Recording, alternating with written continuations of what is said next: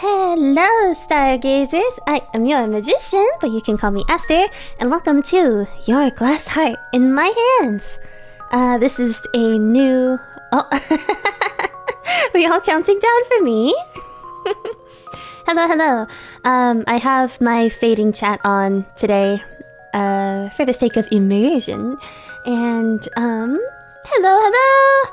Hello, Paranoid Elf. Hello, VLXD. Hello, Kendra. Hello, Fanta. Hello, Oku Plays. We have Yandere Yuri. Hello, Misa. Hello, Ink. So this is another VN from Ball. Hi, Craig. Ball jointed dolls is the menu. I don't know if they're ball jointed, but yeah, they are dolls. Second stream in a row. 2 streams in 1 day.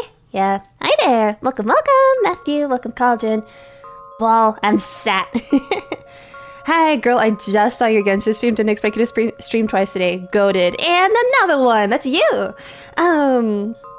I saw that this one came out today, and I was like, oh man, or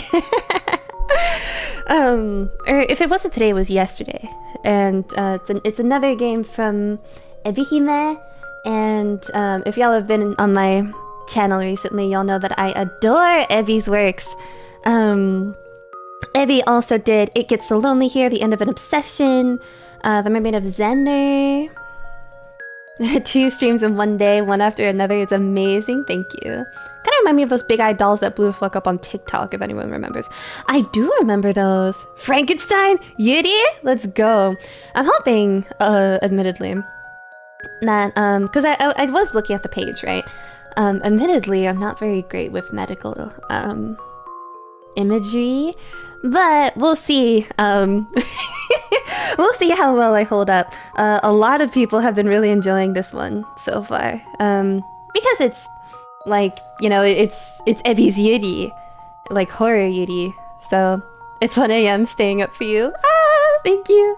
It's an endurance test. All right, and with that, let us begin. You are fast asleep. You are drifting through the darkness, a seemingly endless abyss from which there is no escape. The darkness shrouds you from all sides. It lays on your supine body, thick and heavy like a mantle, pressing down upon your lids until it threatens to dislodge the eyes which lay beyond them. You're lost in a deep, dreamless sea, a sailor tossed amongst the towering ocean waves. The darkness is more unforgiving, however, than any waves, for it does not undulate. It is there eternally, perpetually, an immovable, unshifting constant. The darkness is in your ears. It stops up your nose. It would fill your mouth too if you dared to open it. It would choke you like so much dirt poured into the gaping hole of an open grave. The darkness drowns you. It buries you. It consumes you. There's nothing but the darkness, leagues and fathoms and feet of it. But you were a person once, you know, before you found yourself in this sorry state. You had a name once. Perhaps you had several names. And thoughts of your own. Feelings, too. You had friends. A family, perhaps. You had a life. You might have had many lives. You are one, yet you are many. Fragmented, your past dances behind your eyelids like shards of glass, sharp to the touch, and yet... Will you reach out to touch those broken bits and pieces of your past? Do you dare?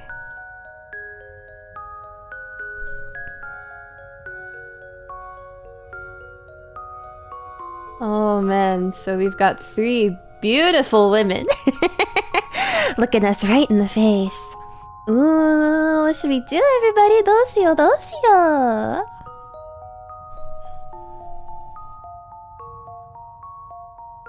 Ladies, and let me turn myself up just a little bit. There we go. Eeny, meeny, miny. Let's not leave the screen. Yeah, they're so silly. Maybe the middle one? Pretty. The one with the mask?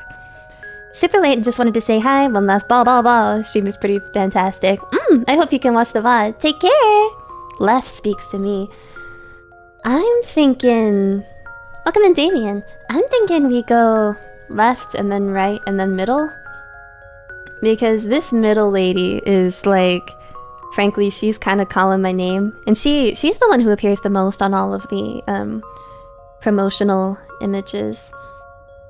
Also, I feel like if this was like Lonely, where it would feel like, you know, there's a specific order, they would have done it in a more top to bottom fashion. I could do left to right, but also the fact that hers is the biggest is really like throwing me off, so... Middle maybe? We'll do the middle one. Should we do the middle one last? Or should we start right off with it?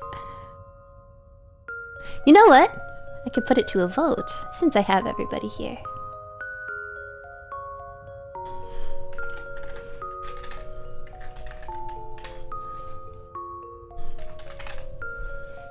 Alright, what does everybody say? Please cast your votes! This will be the one that we do first. I will be doing all of them, so...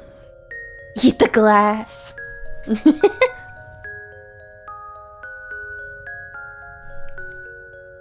No, Ink Super attack! Ink Super! Thank you for the $5! Same, glass tasty for real. Looks like we have collected most of our votes, and it's middle has the most votes. Oh man, my poor girlie on the right has no love. So we'll do the middle one first. You continue to drift in the darkness. It submerges you like tar, like oil. There's something oddly reassuring about the darkness. Something soothing. Ah, it's time to wake up. You cannot drift forever. There are people who are worrying about you. People who care for you. Surely they must care. For you can hear a voice calling to you through the veil of darkness. A voice which stirs memories deep within you. You recognize that voice.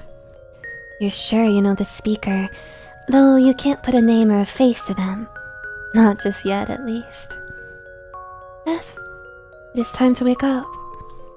And this realization is like a flickering candle, one which soon turns into a burning beacon.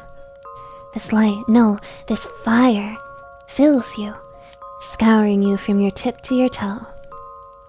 You're assailed by memories, phantom sounds and smells. You recall the cracking of wood, the flickering of flames. Motes of fire dance beneath your closed lids, threatening to burn you from the inside out. You shiver, though you do not understand why. Fire ought to be hot, and yet... Beth? I will not ask you again. Wake up, you silly girl! You cannot keep sleeping. Not now. You fear if you continue to drift, these burning flames will finally consume you.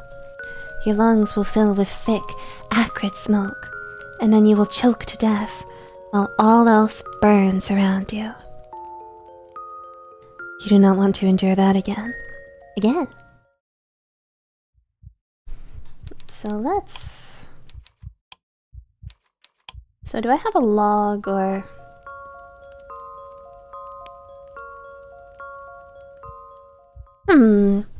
I know you've heard it a lot, but your voice acting is awesome and calming. Thank you. So you force yourself to open your eyes, even though it hurts. The back of your head is throbbing, and there's an unpleasant taste on your tongue, an unpleasant stench in your nostrils. The smell is sharp and rank, acidic and acrid. It is the stench of neglect, disuse, dereliction, and dust. Welcome in, Boca. And beneath it all, you swear you can catch a lingering smell of smoke. You lie there, dazed and disoriented. Your eyes might be open, but you still have no idea where you are, scarcely any idea who you are. Pain continues to throb in the back of your skull, slow and dull and regular. You feel sick. You wish you'd never woken up, but you had no other choice. You know you cannot sleep forever. You blink, dispersing white spots which swim in front of your vision, and look around groggily. You still have no idea where you are, and that awful stench is making you feel sick. Ah, we have our lady. I fall asleep just watching your videos. What an honor. I'm happy I can soothe you. What voice do I do for her? She looks a little severe. Does she have is it a cigarette? So I guess maybe her voice should be a little gravelly. Nobody wants to wake up, especially for school. Ada? Got something. Oh, that might have been a Twitch alert, honestly. Whatever. I see a cig, right? Oh, I see you finally come to. I was beginning to worry you wouldn't wake up this time. You put me through quite a lot of stress, you awful girl. You really will be the death of me one day. But you soon realize that you're not alone. There's a woman standing by your bedside. A tall, gaunt woman who looks alarmingly skeletal. The woman is skinny to the point of emaciation, with pale flesh which sits a bit too close to her bones. Her eyes are an unsettling crimson, and her under eyes are dark. The bags beneath her eyes are so black, her irises look as though they're set into two blank, staring holes. This offers the peculiar woman an uncanny quality, as if she is observing you from a great distance. Okay, how do we get the dating route? All of them are dating routes. Her hair is dark, and it straggles loosely around her shoulders which are gaunt, sharp, and bony, just like the rest of her. She wears the attire of a nurse.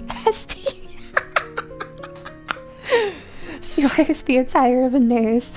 White apron, blue gown, white stockings, and black boots, and her mouth is concealed by a surgical mask. You cannot see her mouth, but you can gauge her expression from those awful eyes of hers alone. She's looking at you with a detached sort of curiosity, as a scientist might observe a specimen, one which has been pinned down on a board ready to be dissected. Her intrigue in you is of a surgical kind. Her red iris is so unnerving you shudder.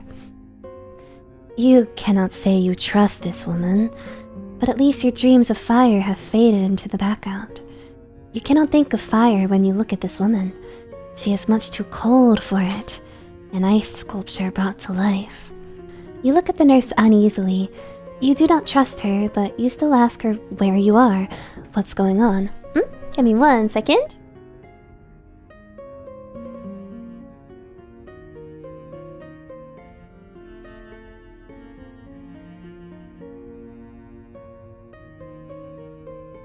I have food!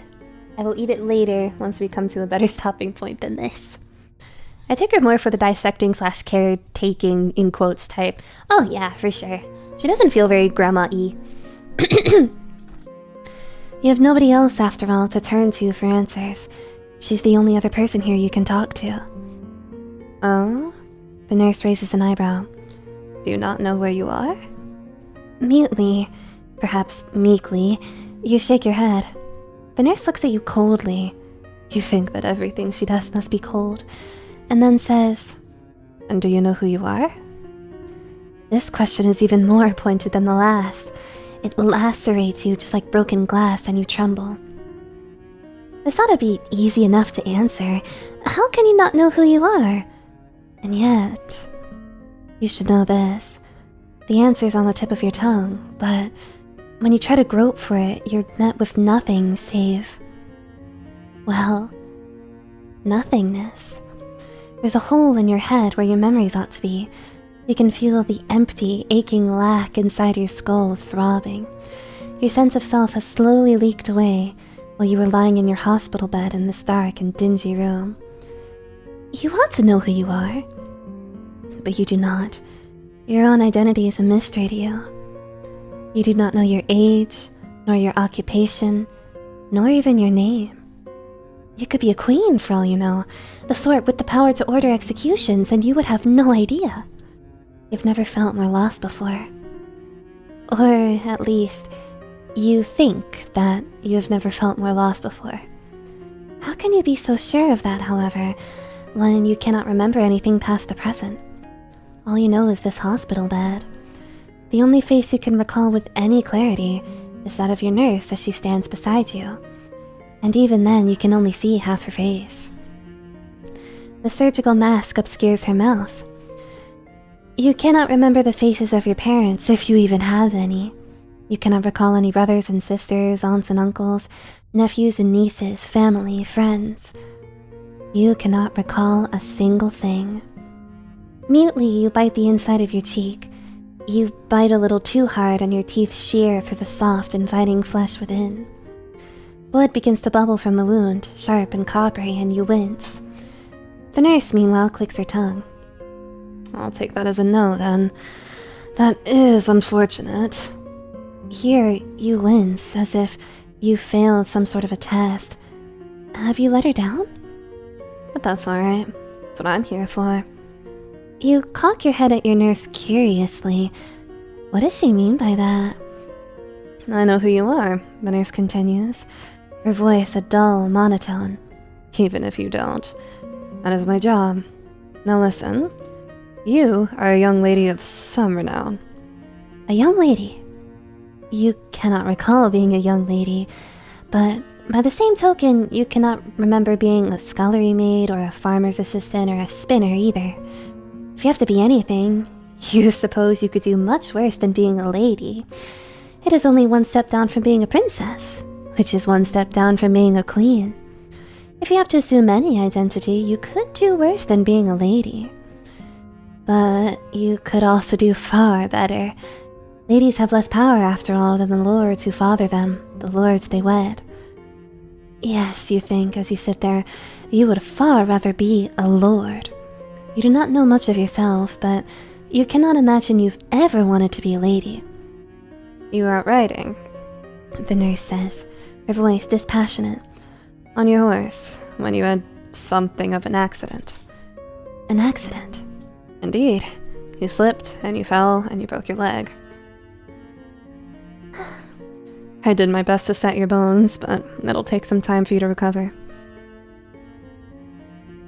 Until then, I must advise that you remain here, undisturbed and unmoved. Naturally, I'll check in on you at regular intervals, and I will see that all of your needs are being met. That is what I'm here for. Ah, you see, you'd wondered why your right leg felt so heavy, and why it looked so bulky beneath your sheets. You cannot see the current state of your leg, not with the sheets atop it, but you imagine you're wearing a cast. You can remember what a cast is, at least, even if you cannot remember your own name, your old home, your friends and family. How curious. You must have banged your head rather hard when you fell off your horse. That would be the only logical explanation behind your disorientation, the dull ache inside your skull. You swallow, tasting decay on the air, tasting dust, and you wince. Your fingers curl about your sheets, which are threadbare, and you glance about. You take in your room, dark and drab and decidedly dingy, with peeling walls and a wooden floor and a singular window, small and mean like a prison cell, and you frown. Your nurse says that you're a young lady, but if that is true, why are your surroundings so derelict, madam? Yes, that's a good way of terming it. Where, you ask your nurse, is this place? This, the nurse replies coolly, is a private sanatorium. Young girls are sent here when they sicken, and we, which is to say us nurses, do our best to help you recover. You see, That does make sense, but... You wish to know why the sanatorium is so run down? You were wondering that, yes. If she wouldn't mind. Not at all, the nurse answers, in a tired sort of voice which suggests that she does mind, quite a lot, in fact. This sanatorium is something of an experiment. An experiment? Our benefactress is an eccentric woman with rather unique, shall we say, beliefs. She, and by she I am referring to one Dr. Godwin, thinks that these newfangled... Here, the nurse makes a quotation mark with one hand, the hand which isn't holding her cigarette. Hospitals with their sleek, white floors and walls are bad for patients. Her argument is, if the sick are kept in pristine conditions, what motivation will they have to recover? They'll grow complacent, and they'll be content to waste away within a hospital bed. It is the belief of Dr. Godwin that cleanliness is in fact not close to godliness. Instead, it induces slovenliness. You're here to recover, nothing more. And your parents wish for you to recover as soon as possible so that you might return home. That is why they sent you here. Our healing methods at this sanatorium may seem unorthodox, but they have been proven to work with many patients in the past. We've helped scores of young ladies recover from various ailments, from the mental to the physical. Our patients are sequestered within their own rooms, and they're given little in the way of stimulation. We seek to bore you so extensively that you will have nothing to divert your attention to, save recovery. There's naught for you to do here. No books nor any games beyond resting. And there are no unnecessary furnishings which might distract you. These rooms are kept strict and Spartan for your own benefit. And if they are a little run down, well, that only aids us with our goal of recovery. I cannot imagine many girls, especially not young ladies, would wish to stay in a pile like this for very long. The nurse glances about her, her nose wrinkling. You watch as her brow furrows. Then she says, So, you must do your best to recover. Get a lot of sleep, and who knows? In time, you may be able to escape from this place. The cigarette pinch in the nurse's left hand between her two long, alarmingly skinny fingers burns down slowly as she speaks. You watch the end of her cigarette throughout her little speech, your iris affixed to it. You aren't sure why, but you find yourself drawn to it. The end of the cigarette is orange-red and it smells of ash. A steady plume of gray smoke escapes from it, a plume of smoke which carries with it the unpleasant fug of nicotine. Fug, I've never heard that word before. Welcome in funny texts. The smell permeates your small room, which looks more like a cell, far more effectively than the weak and frowsy sunlight through your begrimed window. The smell seems to infiltrate everything. It settles upon your bedside table, upon your sheets, upon your shoulders. It fills your nostrils, invades your parted lips, and seems to coat the inside of your own lungs so you cough. The nurse watches you splutter archly, unamusedly, and says, Stop that silliness. You have an issue with your legs, not your lungs. Get your act together. The nurse sounds wholly unsympathetic to your plight. So much so, tears begin to bead in your eyes. Or perhaps that is the result of the cigarette smoke. You're not unaccustomed to the smell of cigarette smoke. You have the faintest recollection of your father smoking his way through expensive cigars, but it's always made you splutter. You cannot stand the stench of it. It clings to everything it touches, wallpaper and wainscoting and your windpipe alike, and it makes you feel sick. You shrink in on yourself, your arms winding around your middle. You at least did not break either of those. You wish the nurse would not smoke, so surely that's contrary to your recovery. You tell the nurse as much, but she simply shrugs in response. Why should it matter? This place isn't meant to be hospitable. I already told you as much. But is this place not, you ask her tremulously, a hospital? No, it isn't. It's a sanatorium. Did you not listen to a word I was saying? You did, of course, but you rather thought that hospitals and sanatoriums were one and the same. Well, that is your mistake.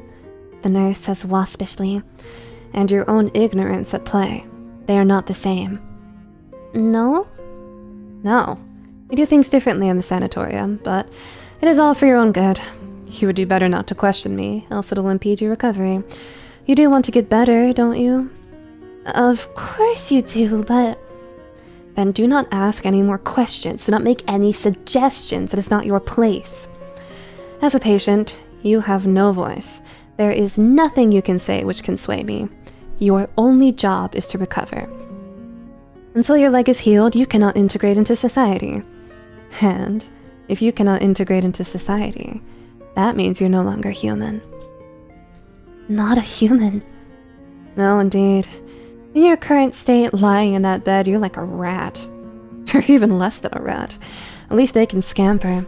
If you were to try and stand up, however, you would soon collapse. Do you want to try that? You note an uncomfortable degree of intrigue in your nurse's eyes, and you shudder. You cannot say that you have much of a desire to try that, no? That is what I thought, your nurse says triumphantly. Now, I believe I've answered enough of your questions. It is high time I left. I do have other patients to tend to, you know. If your nurse treats her patients the same way that she's been treating you, you feel rather sorry for them. But you know better than to express the sentiment. You might be somewhat impetuous. You get the feeling you've always been something of a chatterbox, unusually so for a young lady, but you are not stupid. You know when it is best to keep your mouth shut. And keeping your mouth closed seems like the most sensible course of action in your nurse's company. If she insists upon smoking all of the time, then you would prefer not to breathe in these acrid fumes. She says that her smoking is in the interest of your recovery, but you're tempted to call her bluff on that one. You rather think that your nurse is doing whatever she wants, all in the service of making you squirm. I will be going now, your nurse says, after a small pause. She waits, perhaps hoping you'll ask her to tarry a minute, to stay by your side, to think twice about abandoning you, please. But you do not say any of these things. You do not want to give her the satisfaction. And anyway, you think you would prefer it if she did leave. You cannot say that this meeting has been particularly pleasant. I will see you later, your nurse says stiffly, once she realizes no pleas for clemency are forthcoming. I'll be back with your dinner. You need to eat more. You're such a wisp of a thing. It'll fortify you. Until then. Your nurse turns. You think that she will depart, taking her cigarette with her and its noxious fumes. But once more she confounds you. She lets her cigarette, now burned down to a stump, fall from her long, elegant fingers. Then she crushes it beneath her heel, slowly and methodically, as one might stamp a spider to death. When she draws her foot away, the cigarette is a sad and crumpled husk of its former self, its back bent, ash scattered across the warped and wooden floorboards. At least it stopped smoking, but the smell remains. Your nurse looks at the disfigured remnants of her cigarette archly, her expression unfeeling. So do you. There's a pause, and then your nurse finally walks away. The soles of her boots strike against the aged floor, which creaks pitifully in response. She closes the door to your room with no small amount of force, so it slams, the foundations of the old, creaking sanatorium seeming to groan from it. In your nurse's absence, you know not what to do. Not immediately, at least. Alright, that's the end of that scene. Let me... Girl, my 5 senses are cooked. My legs shut down and you're bullying me? Wild. Nurse with no bedside manner. No, for real. No, I need you here, ma'am. I need you here. I saw somebody say that they worked in a hospital that had a lot of smoke in it. That sounds strange. Anyway, I'm going to take my time to eat. Oh, I'm not sure if this is mine.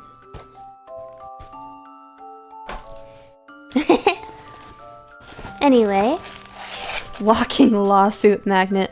I don't think OSHA exists in this universe. Or is it HIPAA? I think it's HIPAA. I went to a hospital. Oh man. Share the food. No, it's mine. I have an eel bowl. So while I'm cute voice, thank you. What's your munchies? An eel bowl or unagi don. Want sesame sticks? Have I ever had sesame sticks? They sound good. I saw sesame balls at a restaurant that I went to once, and I was tempted to try it. Here, I'm gonna look up sanatorium. A sanatorium, from Latin sanare, to heal, also sanitarium or sanatorium, is a historic name for a specialized hospital for the treatment of specific diseases, related ailments, and convalescence. What is convalescence? A gradual recovery of health and strength after illness or injury. Huh. I see. The most common issue treated at sanatoria was tuberculosis before the discovery of antibiotics. Some sanatoria also treated alcoholism, as well as hysteria, masturbation, fatigue, and emotional exhaustion. Hey. Sounds yummy. I like eel. I also like eel. Aster, don't be selfish. Share with us. No, you don't have any. Basically, they often toss people that families didn't want to deal with. That sounds like a common thing. Like, back then. I have a spoon. Ah, I have soup, but no spoon. I can't eat it. Me hungry? Go grab a snack. I don't like the nurse so far. I see her growing on us. Listen. The one thing about Ebi's games, like, she could just be a tsundere or something. Aster converted me into trying unagi. Unagi's really good. Yeah, I think I have something that I'm not supposed to have. Let me text my family.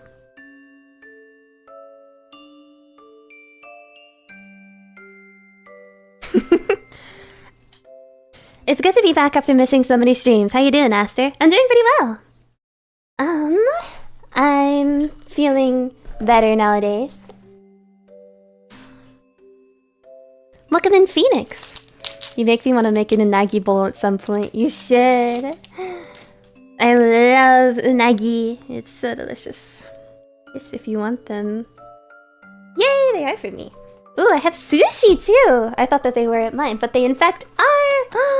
Yummy!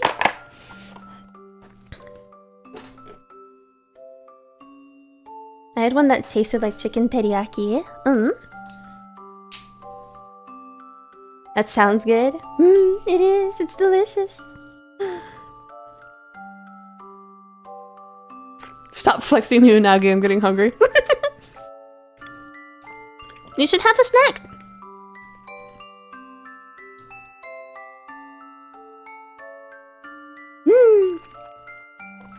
I'm getting ice cream, screw it. You should. Oh, there's wasabi on this tuna. I don't have much of a, I'm not very good at spice. Just joined, what did I miss? We have no idea where we are, or who we are either. We are in a sanatorium, healing from memory loss and a broken leg. And our nurse is really mean to us. And this hospital, or it's not a hospital, it's a sanatorium. It sucks. Aster mukbang channel when? Ugh.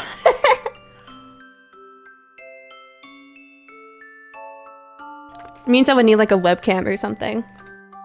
I don't know how I feel about like showing my face on like video, you know? Like, I could do it, right? But also, one thing about me is that I sit really weird. Like you know how like, you know how there's like crisscross applesauce? Or there's like the way that like monks sit? I sit like that. Face reveal when? If you look around a little bit, it's on my social media actually. This is psychological horror. I think these women are going to do terrible things to us, and I'm very excited for it. I finally got into the Discord. Yay! Yo. Try udon. I've had udon. I love udon. Kitsune udon is my favorite. I mean, because I also, I don't eat meat, so I can't have a lot of udon because it has pork in it. There's a Discord? Uh-huh. I'm down to join. Link is in the description.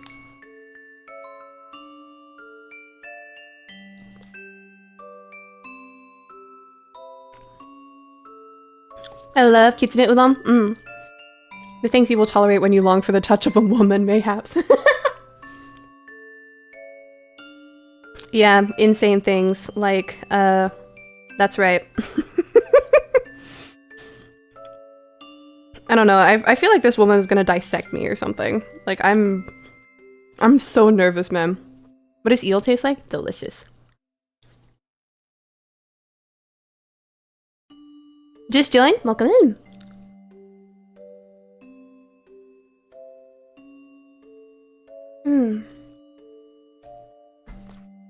Yummy. Dissecting is hot. We got some freaks in the chat. It's okay, I'm also a freak. This is your safe space. Alright, I'm not finished eating, but I want to move on, so let me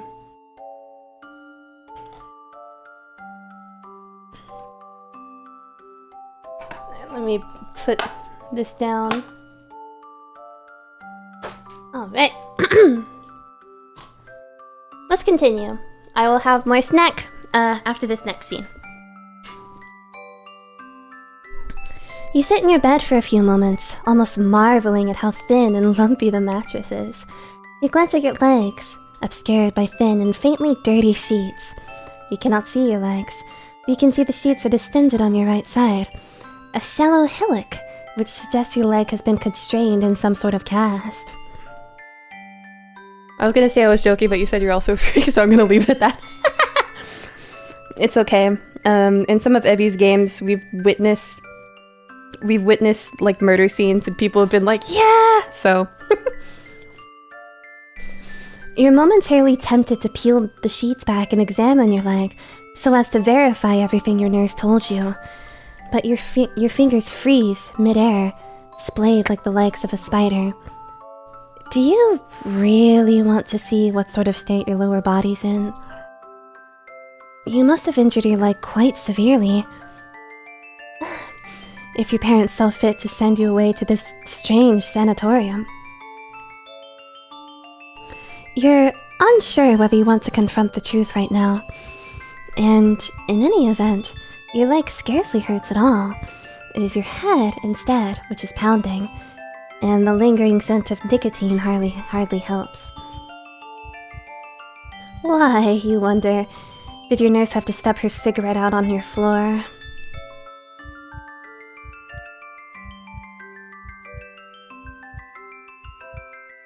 That can't be hygienic. You're certain she must have violated some sort of rule. Perhaps you can tell a doctor about it later, provided there are any doctors present to see you. So far, you've only seen your nurse. But you've only been at the sanatorium for one day. There must be other members of staff you can talk to. Other nurses and other doctors. Maybe your nurse's eccentric overseer, this Dr. Godwin, will even pay a visit to ensure things that are ticking over and the patients are all being well treated. Or poorly treated, as the case may be, given the mission statement of this place seems to put discomfort on a pedestal. Still, you cannot imagine even a strange establishment like this would turn the blind eye to smoking in a patient's room. You'll tell a doctor about this tomorrow, and perhaps a new nurse will be assigned to take care of you. Yes, you think with a small sigh, that is what you will do. You'll see to it tomorrow. It's still early. The sky outside your filthy bedroom window is a weak one blue, but you feel awfully tired. You do not think much of your nurse, in fact you rather dislike her, but something she said did stay with you. She told you to rest. She said that you wouldn't recover without it, and she might have had a point. You must lie back and allow your body a chance to slowly recover. It is with this thought that you lie down, the covers cool against your skin, your hair splayed against your yellow, tarnished pillow. Your eyes fall shut, the scent of nicotine hanging in the air like incense. But before sleep claims you, a sudden thought occurs to you. Your nurse might have been holding a cigarette, but she never did take a drag from it. She kept her surgical mask on the whole time and never tried to remove it. Why is that? You wonder if there's some sort of significance to this particular detail, but you haven't the wherewithal to wonder for too much longer. Sleep slowly steals upon you, even more potent than the smell of cigarette smoke. And, with a soft sigh, you succumb. You awake early the following morning to the twittering of so many starlings on the boughs of the trees beyond your bedroom window. You're unsure for how long you slept. You cannot see any clocks in your room, but you feel more well-rested than you did the day prior, decidedly more alert. The ache in your head has subsided somewhat, and you feel sharper for it. The unpleasant smell of rot still remains, of course, coupled with the lingering fog of your nurse's cigarette smoke, but you can bear with it well enough. You might be a lady, though you do not feel much like one, but you are not a little girl. You are stronger than people give you credit for, and you have always been strong-willed, obstinate even. Why, your parents were always telling you not to ride Apollo. That is the name of your beloved horse. As often as you did, through the grounds, but you did not listen. Nobody's ever been able to tell you what to do. You've always been a law unto yourself, your hair loose and streaming about your shoulders, your shoes forever muddy from your forays into the forest. Your mother would tut when you tramped into the house, traipsing dirt behind you, and she would ask you what in the world you had been doing, gallivanting off like Lady Godiva. Naturally, you would smile at your mother and tell her not to be silly, that you were nothing like Lady Godiva. You, at least, did not go riding your beloved horse stark naked. Yes, you can remember all of this now, those details about your past life once forgotten, taking form in your head like a jigsaw puzzle. The holes in your head have been filled, the nooks and crannies in your mind stuffed full of memories. But even then, you still cannot remember your name. Now this is aggravating. What a bother. You can remember your mother, a silly, easily startled woman who reminded you of an ostrich, and your father, a red, rotund figure, forever with a cigar in one hand. But you cannot remember you. Your memories are a blur. But you're sure you will recall who you are in due time. You need only wait for it. That is what your nurse told you last night, at least. But you've never been very good at waiting for things. You've always been far too impetuous. You used to drive your poor governess to distraction when you still had one. You made her cry on more than one occasion, and you're certain you put pins inside her shoes several times. My goodness, you really were naughty. Is it any wonder that your parents sent you to a sanatorium like this to recuperate? Doubtless, they were hoping it would knock some humility into you. Perhaps this was meant to be a punishment, then. Is that why your nurse insisted on smoking around you? You look at the memento your nurse left behind during your last visit, the cigarette bent-backed on the ground, and your nose wrinkles. You cannot stand smoking. You think it a dirty habit. Did your father give your nurse permission to do that? You'll have to speak to a doctor about it. Such conduct is unacceptable. You're sure that you'll see a doctor in due course. So, you're awake already, are you? Good. Saves me the trouble of needing to stir you. But you are grossly disappointed by the woman who wishes you a good morning. It is not a self-important, pompous doctor, and neither is it the eccentric benefactress of this institution, the woman called Dr. Godwin. It is the same nurse who tended to you yesterday, though tended does not quite seem like the right word. Tended implies a degree of care that your nurse did not offer you. There was absolutely nothing tender about her. She was cold instead and hard. It seems like a night's rest has done little to soften the sharp, jagged edges of your caretaker. If anything, the nurse seems even colder than she did yesterday. An immovable pillar of salt, whose skin looks alarmingly sallow in the early morning light. You took note of this the day prior, but your nurse's ghoulish appearance is even more pronounced than before. You cannot help but think, as you observe your nurse, that she is rather like the room in which you are convalescing. Your room is in an awful state. The floorboards warped, the wallpaper peeling, and your nurse matches the general malaise to a T. She looks so very derelict herself. You can easily imagine she was born within this room, that she'll die within this room. Your nurse is unhealthily, eerily pale, just like a corpse. Her skin is paper white, which makes the bags under her eyes stand out all the more than they otherwise would, deep and dark like twin bruises. She looks so very disheveled you almost feel sorry for her. Or at least you would, if her unnerving appearance did not send a shiver down your spine. You shrink away from the nurse when she enters your room, her rejection, which she of course notices. She does not seem especially perturbed by your body language, however. She simply scoffs, then says, "So much for being a lady. That's not very polite." Crisply, you tell the nurse that you have never much cared overly about manners, and you never wanted to be a lady either. You've always found your title uncomfortably restraining. Well, I didn't much wish to be born into abject poverty, the nurse says archly. Yet that was still my lot in life, and I had to make the most of it. We can't always have what we want. Of course, you are well aware of that. You're not a child. See you later, puppet. You do not wish to be languishing in the sanatorium with a broken leg, yet here you are. Yes, indeed, here you are. Although I wish you would not use such melodramatic language. You're hardly languishing. I'm taking good care of you, though heaven knows I don't get paid enough for it. Why, I don't get paid at all. I am doing this solely out of the goodness of my own heart, if you can believe that. She is right to be skeptical. You cannot believe it. Your nurse is so dried out and desiccated. You find it hard to imagine a creature like her has a heart at all. A creature like me, eh? Your nurse echoes. There's a pause, and then... Well, suit yourself. I can tell that you're in a bad mood this morning. That's funny, coming from her. But I will not wash my hands of you.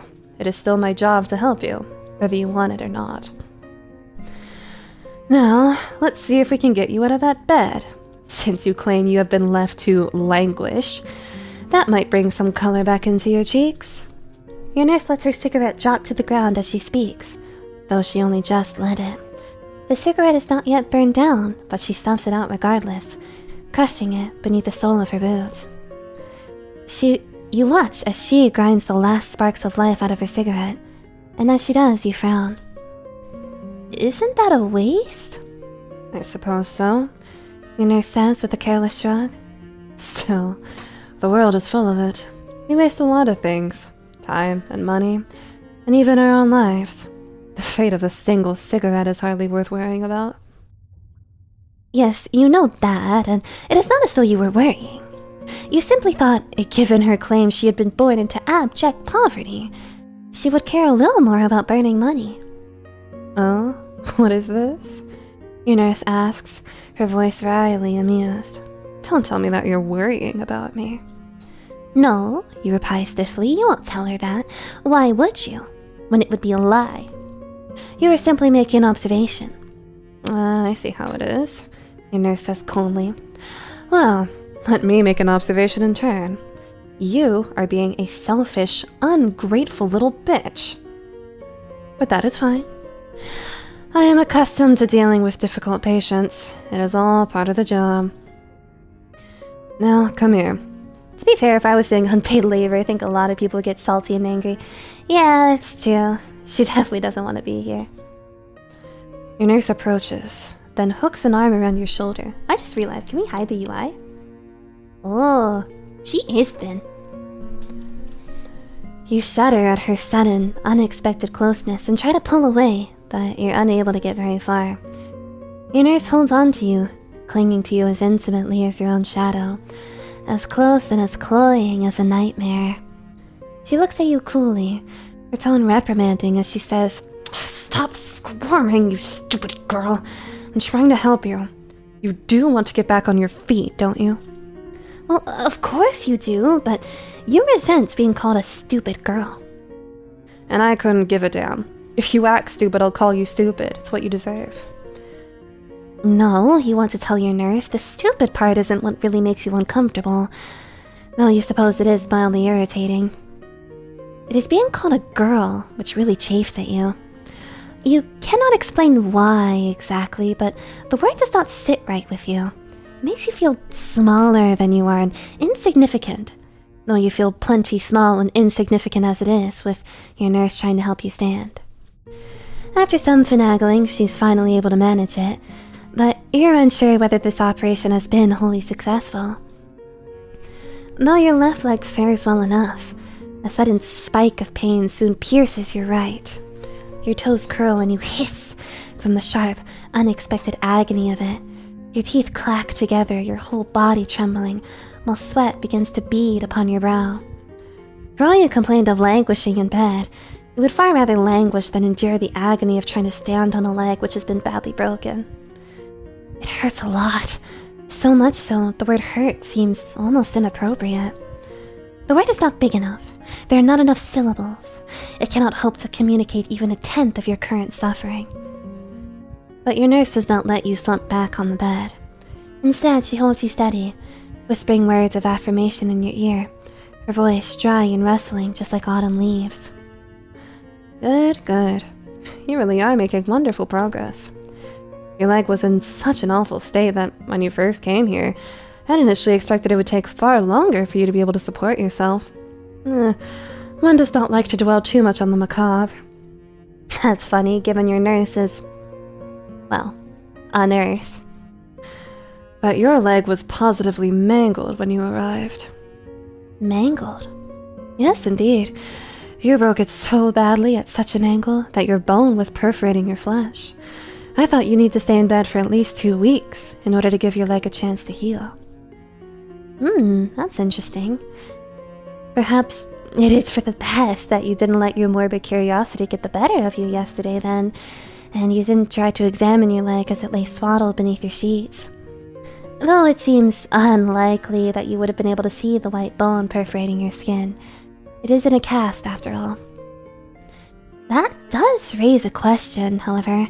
If your nurse thought that it would take 2 weeks for your injured leg to heal, why did she suggest that you try to stand upon it today?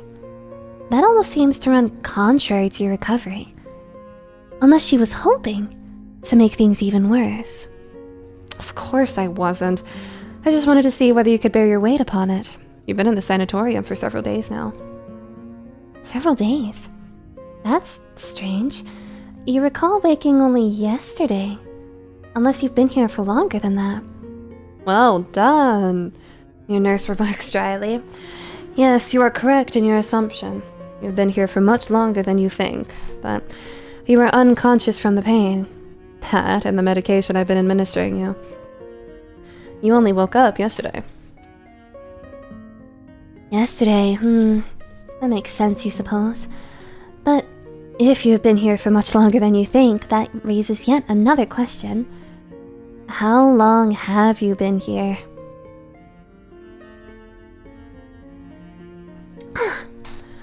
Long enough for you to be able to stand, obviously. Though I doubt you would be able to stand unaided. You'll probably need to lean on me for the time being. I'm sure that must frustrate you, given how stubborn you are. She knows you well. Perhaps too well. When did she have an opportunity to glean so much information about you? But try not to pay it too much heed. As your nurse, it is my job to support you. You may lean on me as much as you would like. Though that being said, my shoulder is beginning to feel somewhat numb. Perhaps I ought to set you back down, or else I might end up in a hospital bed next. Your nurse's voice is cool, but you sense something pointed in her tone. Is she teasing you? You bristle against the nurse's insinuations.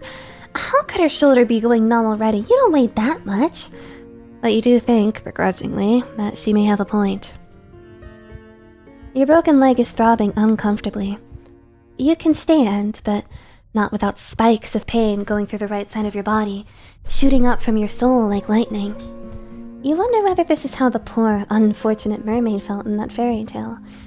Was she not condemned to a cruel fate, of feeling every single footstep on the land like a knife driven into her unprotected soul? You feel somewhat similar, so much so, it is almost enough to make you wonder whether you've always been a human yourself. You feel so clumsy on your feet, even with the nurse there to steady you. It does not seem too far-fetched to imagine that you might once have been a mermaid. You cannot remember whether you can swim or not, but you do have memories of floating in the large lake in your parents' garden. Much to your mother's chagrin, of course. Perhaps you can swim, then. You might get along better in the water than you do on dry land, your every footstep agony, sweet sweat beating like bullets on your brow. You try to breathe and you almost regret it. You can still smell the fog of cigarette smoke. Oh dear me.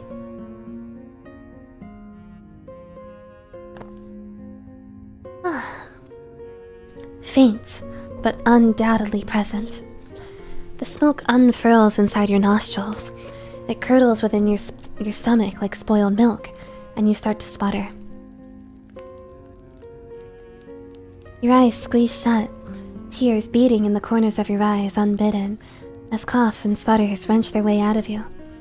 Your nurse listens to you, one eyebrow raised, and says, "Oh dear," though she doesn't sound all that sympathetic. She clicks her tongue, then says, "Let's sit you down. I think you've had quite enough excitement for one day." Part of you wants to argue with your nurse, but you don't have the energy for that. You know, though you wish you didn't, that she's right. Why bother being difficult? Did they mention the old Little Mermaid story? Yeah, they did. It's probably a reference to Lonely. They had a mermaid there too. You let your nurse lie you back on your bed, which is narrow as a coffin. Coffin? None of you can make the joke because I just made it.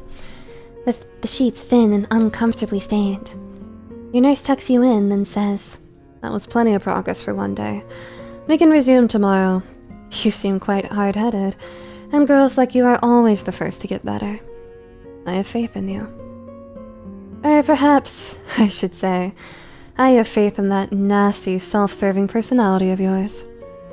Nasty and self-serving? Doesn't sound like the sort of thing a nurse should say. It isn't very professional. You tell your nurse as much. You might feel weary, but you have just enough wherewithal to try and argue against her diagnosis, and she smiles in response. Or at least, you think she does. It is hard to tell, given she is wearing that surgical mask. Above that obstructive strip of fabric, however, you think you see your nurse's red eyes soften, albeit slightly. It was meant to be a compliment, I assure you. Was it now? It's a strange sort of compliment. Why, of course. Takes one to know one, after all. And I've always preferred nasty, self-serving girls over ones who simper. They're much more amusing to tease and torment. Wow. Oh good, 'cause that doesn't sound at all sinister. You roll your eyes, though you feel so tired it is a wonder you have the energy for such a gesture of defiance, and your nurse titters. You still cannot see her face, but you're sure of what expression she's making now beneath her mask. She must be smiling. If I'm not at least a little bit sinister, then I'm not doing my job properly. I am a nurse, you know. And are all nurses, you ask her, meant to be sinister? To an extent, I'm sure. Anyone who has the capacity to stick a syringe in you ought to be a little unnerving, don't you think? Well, not even you can argue with that. She does have a point. I know I do. Wouldn't have said so otherwise. And I have several other pointed objects I can stick inside you too, at my own discretion. If you think my words are sharp, then you've not seen anything yet. My God! Oh, this is so exciting. This woman is gonna do horrible things to us. I'm so excited. Tirely, you tell your nurse that you do not disbelieve her, but you have no real desire to be stuck through with anything sharp. You just want to go to sleep. Well, that is your prerogative. I will see you later, my little patient. Do your best to get better, is what I should say. Your nurse says, her eyes half-lidded. However, if you were to remain here a little while longer... Yes, what if you were to remain? Never mind. Your nurse replies after an ominous pause. Good night. You do not bother to tell your nurse that it is not nighttime, that it is still light outdoors. There's no point to it. Time seems to lose all meaning in the sanatorium. It passes by too slowly at times and too quickly at others, in fits and starts, which leave you feeling nauseous. Or perhaps that is simply the ever-present fog of cigarette smoke. You do not think that it is nighttime at least, but you cannot say for sure. The window of your room is so covered in grime, it is hard to tell where the sun sits in the sky, or whether the sun sits in the sky at all. Your room is cast in a near constant shade of grey no matter the hour, a gloomy pall which makes you feel rather like you're an ever-present attendant at a funeral. The only question is, whose funeral is this? Yours? Your nurse leaves with a customary creak of the floorboards, a thud of the door. You spy her lighting up another cigarette before she leaves, and the smoke trails along behind her like a shroud. She departs with red and orange sparks, just like a witch, the unpleasant smell of nicotine lingering in the air. Then, there's nothing.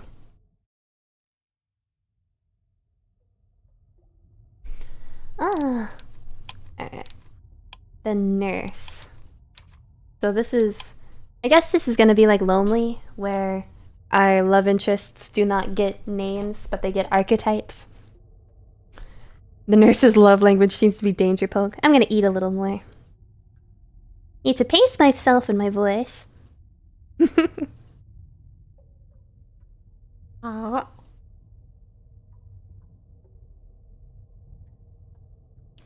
I came when stream started to check on you, so bye, it's like 2 a.m. I enjoyed the hour I was here. See you later, good night. Sleep well. Nom nom nom nom. Wanna get you though? Here, hold on.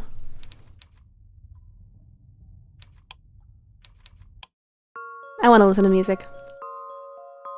You ever thought of becoming a voice actor? So fun fact.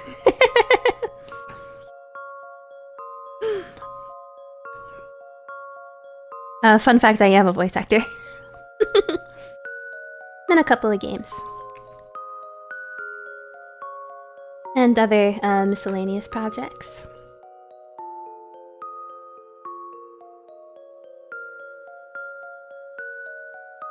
Really? One of them is coming out soon. I'm in one of my favorite games, so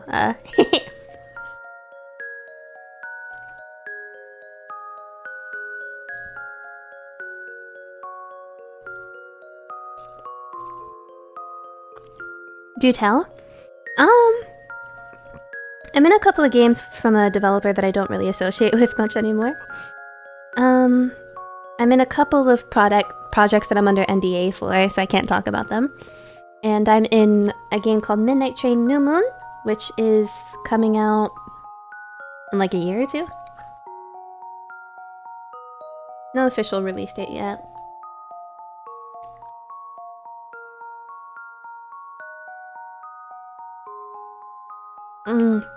This unagi don is so good, man. I love eel. But yes, when all of my projects come out, I get pretty noisy about them on social media, so... And on YouTube. I'll be doing a, I have a lot of stuff planned for New Moon, so...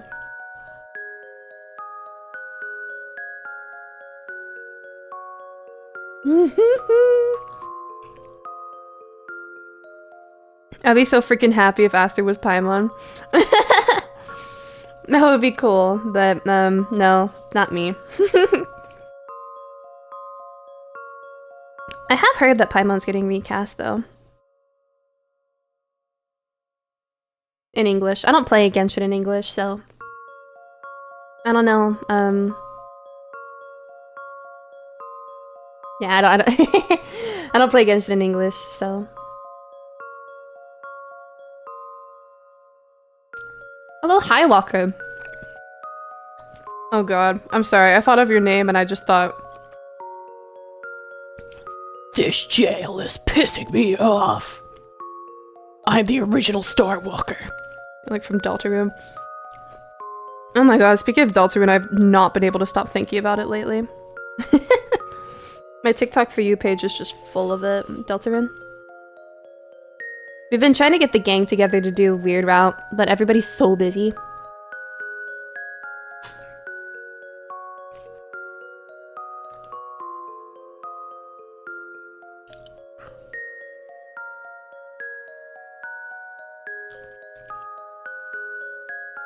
Like, Mugman's working because Mugman has a job. Ew. Midai has like construction in their area, so it's very noisy. Rose had college stuff. I want to hear y'all voice Weird Noelle so bad. I'm Noelle, so. What genre is this game? I guess psychological horror. Ingvi of Paimon was recently recast and it's very nice. Eh? What slur? I don't think I said any slur.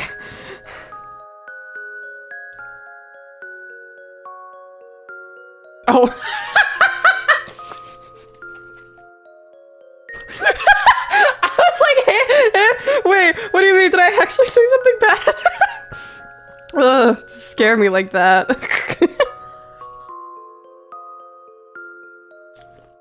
Bro, that was so scary. Not the J word.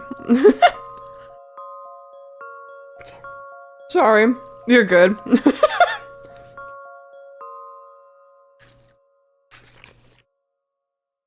I'm sorry, I should have censored myself. I know that that word is like traumatizing and scary to some people.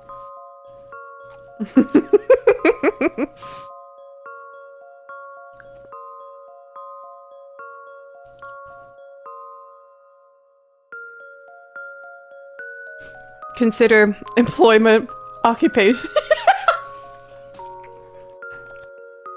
Yeah, you're right.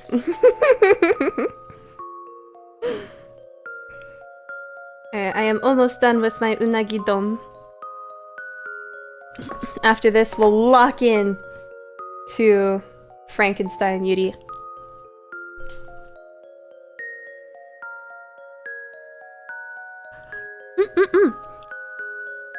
I'm playing for competitive unemployment.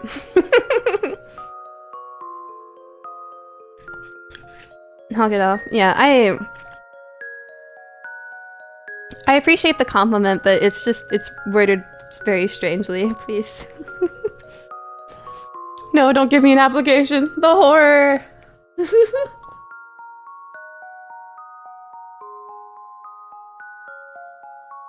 Neat life, best life, hell yeah!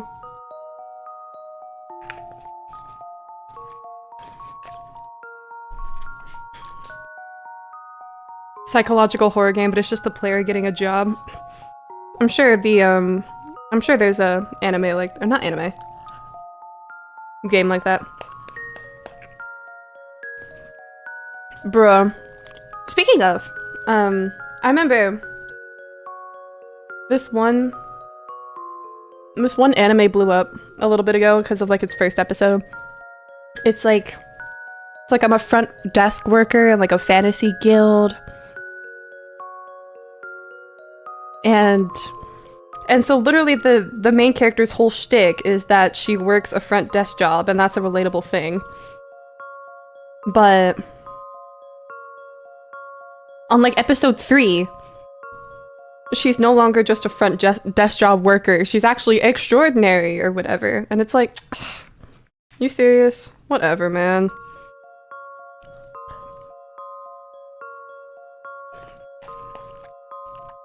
Nine to 5 psychological horror.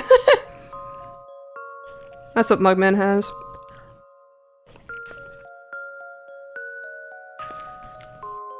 6 hours or so.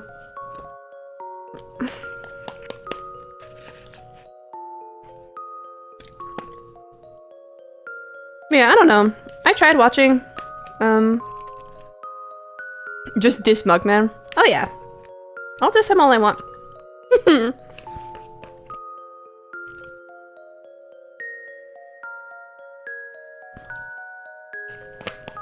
I will diss him. It's okay, he gets my ass on stream sometimes too. At least I imagine he does, right?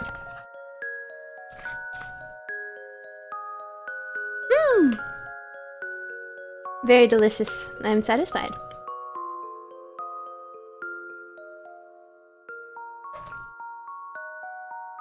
Not really. He's so sweet. They usually just praise you. Aw. Mugman's too squishy. You'll mostly glaze each other. Very true. Mugman streams? Uh-huh. He's a Twitch. Some days I imagine he overdoes it. Glad to know I'm wrong. He overdoes praising me. Hey. Yeah, Mugman's Twitch is twitch.tv/Fenrir_the_wolf. Alright. More tea.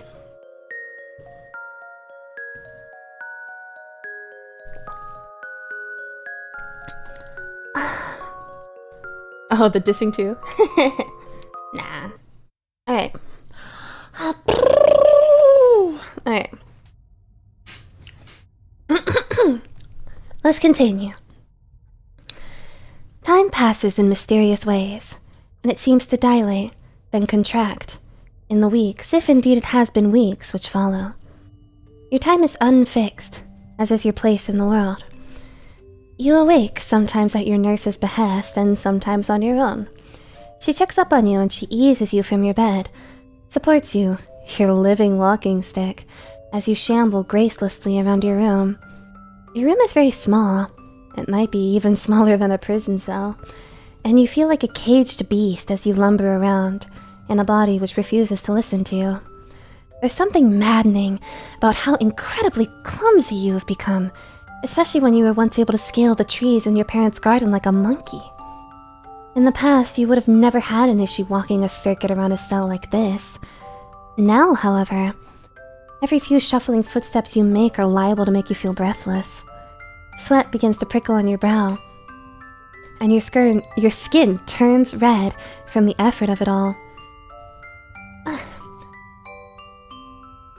An unpleasant, meaty sort of redness which fades to a porridge like puce. That's how you say it? Once the nurse lets you lie down again. For weeks, but has it been weeks? You struggle on like this, waging war against your own body. Tea?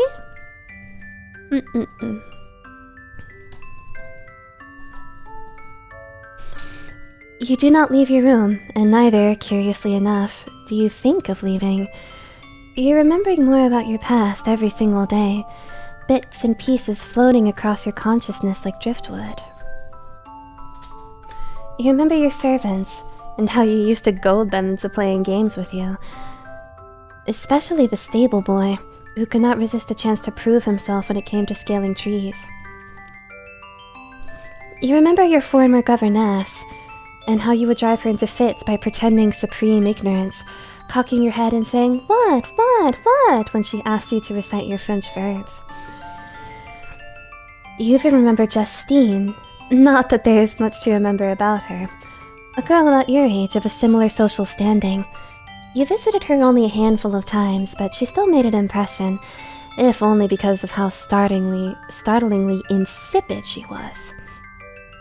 You remember vowing, with a sort of fervency, that you would never become a lady like that, one so reliant upon your maids you can hardly dress yourself.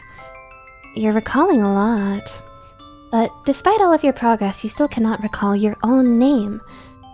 It is maddening, this ignorance about who you are which dogs you still, yet you do not allow yourself to succumb to despair. You will get better. You have to.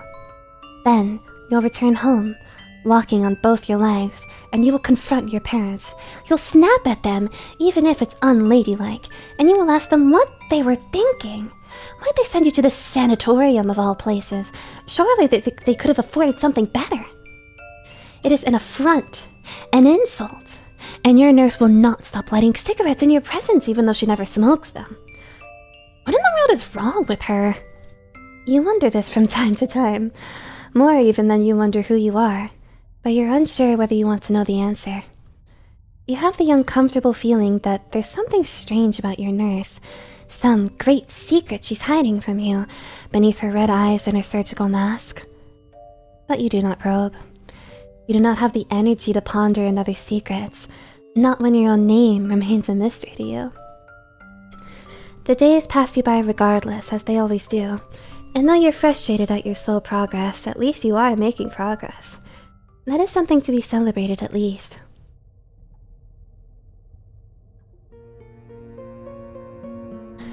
Your nurse seems to agree with this assessment. For one grey and gloomy morn, but all morns are grey and gloomy here, she says, I think you are well and truly on the mend. Your leg has not been acting up, has it? In truth, your leg has been paining you, mostly at night, when you're trying to sleep. But you're now so desperate to recover that you hurry to nod your head. That's what I thought. Seems your condition has stabilized somewhat after our strength training, so perhaps I will see fit to give you a reward. Her hair is so long. Her hair, I mean, I can't see exactly how long it is. Does it go? Wow. It is very long. What sort of reward? I thought that we might go for a turn in the garden. How does that sound? You stare at your nurse, your eyes wide and eager. Will she finally let you escape your dark, dreary bedroom? You feel as though you've been consigned indoors for far too long. Like a sunflower shut up in the dark, you begin to languish, to wither away into nothing at all. The promise of going outdoors, of feeling the sunlight on your skin, is a tantalizing one. But what if your nurse is simply toying with you? You're unsure if you can trust her, but... Yes, the garden. Do you wish to step outdoors? Your nurse says. Of course, it'll take more than a single step, but I'll be with you. You'll have to walk further than you have if you want to go outdoors, but it should be good training. It'll aid your recovery quicker if you can spend more time on your feet. No, of course, if you think it would be too much strain, you can always refuse. Your nurse raises a brow as she speaks. You cannot see her lips. The lower half of her face is, as always, obscured, but you're certain she's smiling. No, smirking at you. You know your nurse is mocking you, and it is this which prompts you into action. You force yourself up and out of your bed, though you almost stumble in the process, and you tell her of course you'll be going into the garden. You're sick and tired of being shut up indoors. Do you not deserve at least a taste of freedom? How feisty, your nurse says, one eyebrow still raised. What you deserve has yet to be seen. But if you ask me, only good girls who work hard are worthy of rewards. Such as going into the garden? Yes, you understand. Now are you coming? Of course you are. That was never in question. Very well then. Come along, and do take care when you walk through the hallway. The floor is rotten and there are a few holes. I would not want you to fall through the foundations of the building. Holes? Surely that can't be safe. Did I ever say it was? Your nurse replies, archly amused. Which is fair, you suppose. Your nurse might not have the best bedside manner, but she has yet to tell you any outrageous lies. Not any that you recognize, at least. Your nurse lets her unsmoked cigarette fall to the ground, amidst the carcasses of its fallen brethren. Then, she grinds it beneath her heel. She inclines her head and Prue offers you her arm, just as a gallant might. Shall we be off?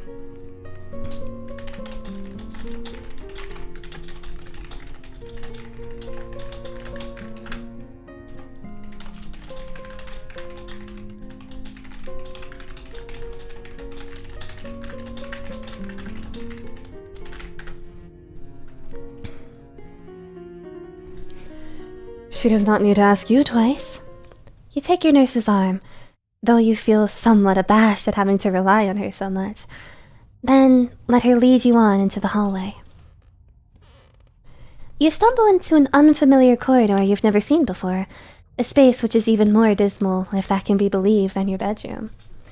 There's more peeling paper in the hallway, though it looks oddly blackened, signed by the wainscoting. The floor is made of warped wood, and, true to your nurse's warning, there are holes in it, yawning voids which have been eaten away, as if by some almighty maw. See you later, paranoid elf. Have another good sheep? Thank you. The windows are stained black, with soot, maybe? And one of the windows you pass has shattered completely, letting in the lukewarm breeze. Well, at least it isn't a cold day. This hallway's awfully dismal, yet the sky outside, past the empty window pane, looks blue enough, and very bright. The sun is out, and you sigh as you pass the ruined window. The sunlight feels good on your skin. There's something soothing about it. When was the last time you felt the sun's light on your face? You cannot remember. It feels as though it's been a very, very long time indeed. You've been shut up in the sanatorium for too long. But by the same token, it feels like you've been here for hardly any time at all. Time is playing tricks on you again. It shifts, dilutes, and undulates just like water. It is impossible to take hold of. It's even more impossible to perceive. Creaking bed sounds. I don't think it's the bed, it's the floor, isn't it? It's impossible to take hold of. It's even more impossible to perceive. Hardware, huh? But either one. You cannot see what form time takes, how many days it's stolen from you. But you can feel your nurse's supportive arm about your shoulder, and this helps ground you. You lean against her heavily as you walk, taking care to avoid the gaping holes in the wooden floor. You step over them gingerly, and as you do, a sudden burst of pain knifes through your right leg. You wince, though you wish you wouldn't. You don't want the nurse to pity you, and the nurse stills. She looks at you, then says, Are you alright? Naturally, you nod your head. You're fine. Are you sure? I fear this might be too taxing on your body. Are you sure you can keep going? You tell the nurse you will be fine. She doesn't need to worry. You want to go into the garden, and you're sure you can endure it. Nobody knows your own body better than you. Really now? How strange. I thought that knowing your body was my job. But if you're sure... Yes, you tell her forcefully, you're sure. You're fine. Didn't she herself say that you were nasty and self-serving, was it? Yes, that's right. I did say that, didn't I? Yes, you did. Well, you cannot step into the list, you tell her, because you aren't one to give up. Not so easily. You've already taken so many steps out of your room, you can't turn back now. Otherwise, what would be the point in all of this? Yes, I see what you mean, your nurse says. I would not wish to rob you of a job well done, so... Alright, let us keep going. Relief floods you, clear and cool. The moment these words leave your nurse's mouth, you feel so thrilled you could very well kiss her. Not that you would, of course. You're not that desperate. That is what you tell yourself, at least. Yet, you cannot suppress your gasp of joy when you finally reach your destination. There's a door inlaid into the wall, a door which has been thrown open, which leads into a garden. The garden is green and grassy as any you've dreamt, perhaps to an excessive degree. You know what I'm appreciating right now? This, so I'm a big fan of Charon's yandere games as well. And this kind of reminds me, this background kind of reminds me of some of Charon's older works, where she would take, like, a real picture. Charon, yeah, you're spelling it right. Charon made a lot of yandere games, very famous for Yanderella in particular. And also Menher Afflesha. Trying to think of any other ones that blew up. But, in a lot of her older works, she would take these real pictures and add a couple of filters over it so it kind of looks like a painting, kind of like this is. And so this feels a little nostalgic to me. I do plan on playing some of Charon's games on stream at some point. Charon followed me on Twitter recently, which absolutely made my day, so... There's too much grass in this garden. So much so it juts out at all angles, all the way past your ankles. The grass is in dire need of a trim, and the hedgerows are all overgrown. There's an old fountain in this garden, but it no longer runs. The stone basin of the fountain is filled with weeds, positively choked with them. There's a plinth in the middle of this fountain upon which a half-naked Grecian woman stands, blue-white lichen sprouting from beneath her sandaled toes. She holds a pot atop one shoulder, from which cool jets of water must once have poured. The statue is as dry as a bone now, however, and the Grecian lady is not faring well. She's missing half of her head. There's something dismal about this courtyard, something decidedly tragic. The garden is hemmed in on one side by the crumbling red brick walls of the sanatorium, and it is littered with detritus. Loose tiles fallen from the roof, and trees toppled in thunderstorms, and what might very well be the missing half of the Grecian lady's head. As far as gardens go, it is something of a disappointment, though you have the faint feeling that you recognize this place. There's something familiar about the shape of the fountain, about the overgrown fig trees, about the cluster of what you assume were once roses, which are now more thorn than flower. What? Thank you for the $1 Japanese. I appreciate it. Thank you. Did you want to send a message? I'll read it out. You're sure you've seen this garden before? Not as an overgrown, overrun tangle of stinging nettles and other miscellanea which might trip you, but in its glory days, when the hedges were neat and the flowers were well cared for. Nah, I just thought this was peak. I appreciate that, thank you. There's something familiar about it. A memory stirs within you, beneath the surface of your consciousness. Oh, and then we get cut off. So, what do you think? Makes a nice change from your room, don't you think? But then your nurse speaks and this memory fades. Though you try to grasp it, it slithers from between your fingers, just like the scales of a slippery fish. You cannot hold on to it. It is lost to you, lost to the void. But your nurse is right about one thing. This garden, however dilapidated, does make a nice change from your room. My gyudon's on the way, thanks Aster for giving me the idea. Aha! I hope you enjoy it when it comes. There's something reassuring about it, especially when you feel the warmth of the sun's light brush your skin. You sigh from the pleasure of it. A pleasure so great, it seems to overtake the pain in your right leg, and your nurse's red eyes soften. Good. Thought you might like it. And that's why I brought you here. I was unsure initially whether you'd be able to make it all the way to the garden, even with my help. Well, you counselor, that was very foolish of her. She must not know who you are. Does she really think that you would let a silly little broken leg keep you from doing what you want? I suppose not. And it's not the sort of girl you are. You've always been such a difficult patient. But I believe I've told you once that I happen to like difficult patients. Yes, she had told you as much. Did she not say she liked difficult patients because she enjoyed breaking them down? Indeed. It is one of my more unsavory habits, her nurse says, her voice furtive, a little shifty. You latch onto this. You cannot help but be curious, and you ask her what other unsavory habits she has. Is lighting cigarettes she does not intend to smoke one of them? That, and making my patients cry. I can be awful, really, when the mood strikes me, your nurse says lightly. Though, I am in a good mood today. And why is that? Who knows? Perhaps it's the sun, or perhaps I simply like seeing you smile. Hear you scoff. That you think that sounds supremely unlikely, given all of her talk about how she likes tormenting others. It's 1:30 a.m., can't order food. Ah. Yes, I suppose it must seem unlikely, your nurse says, her voice vague. To you. I would not expect you to understand, but you've always been special to me. Always? For as long as I've known you, at least. Ever since you were admitted into the sanatorium, she means? What else would I mean? That is what you were asking. Well, don't. There's some questions you'd be better off not knowing the answer to. Hmm? No, you stay here. I'm gonna fetch something for you. Is there something on her head? Oh, it's just a normal hat.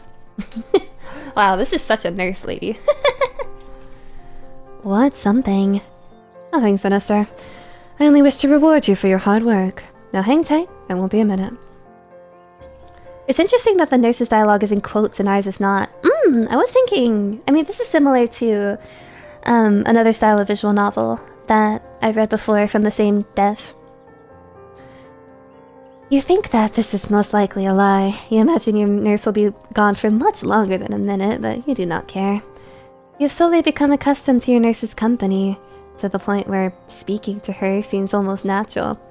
This lady is 100% bad road. I don't know what that means. Is there some context to this word that I am missing?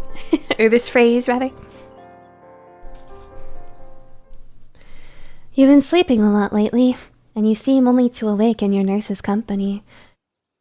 Sometimes it feels as though she is the only real thing in the world, that you'll cease to exist without her. On occasions, when you hover in the mutable divide between sleep and wakefulness, you can almost bring yourself to believe that you're not real at all, that you are not flesh and blood. You're nothing more than a figment of your nurse's imagination, a dream which can only be witnessed when you're in her company. You wonder if you'll blip out of existence the moment she departs, if you'll fade after she sets you down in the grass, as if you were never there at all. Kim Possible reference? I've never seen Kim Possible. But this is nothing more than an idle musing. Your nurse leaves you amongst the tall grass and the gorse, and you do not disappear. You remain as corporeal as ever, hard and firm, just like the Grecian lady missing half her head. So, you are not a hallucination after all. But of course you already knew that.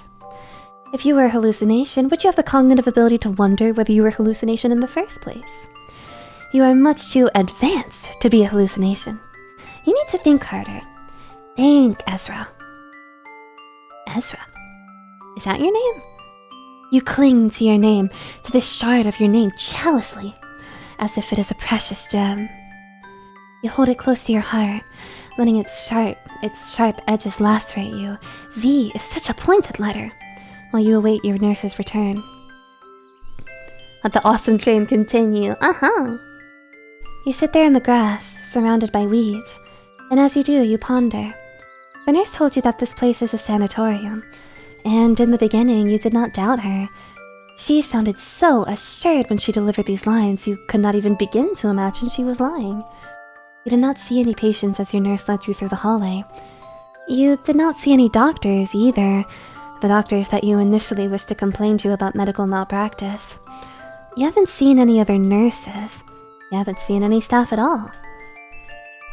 Even if the sanatorium is running on a skeleton crew, you'd expect there to be a few servants at the very least.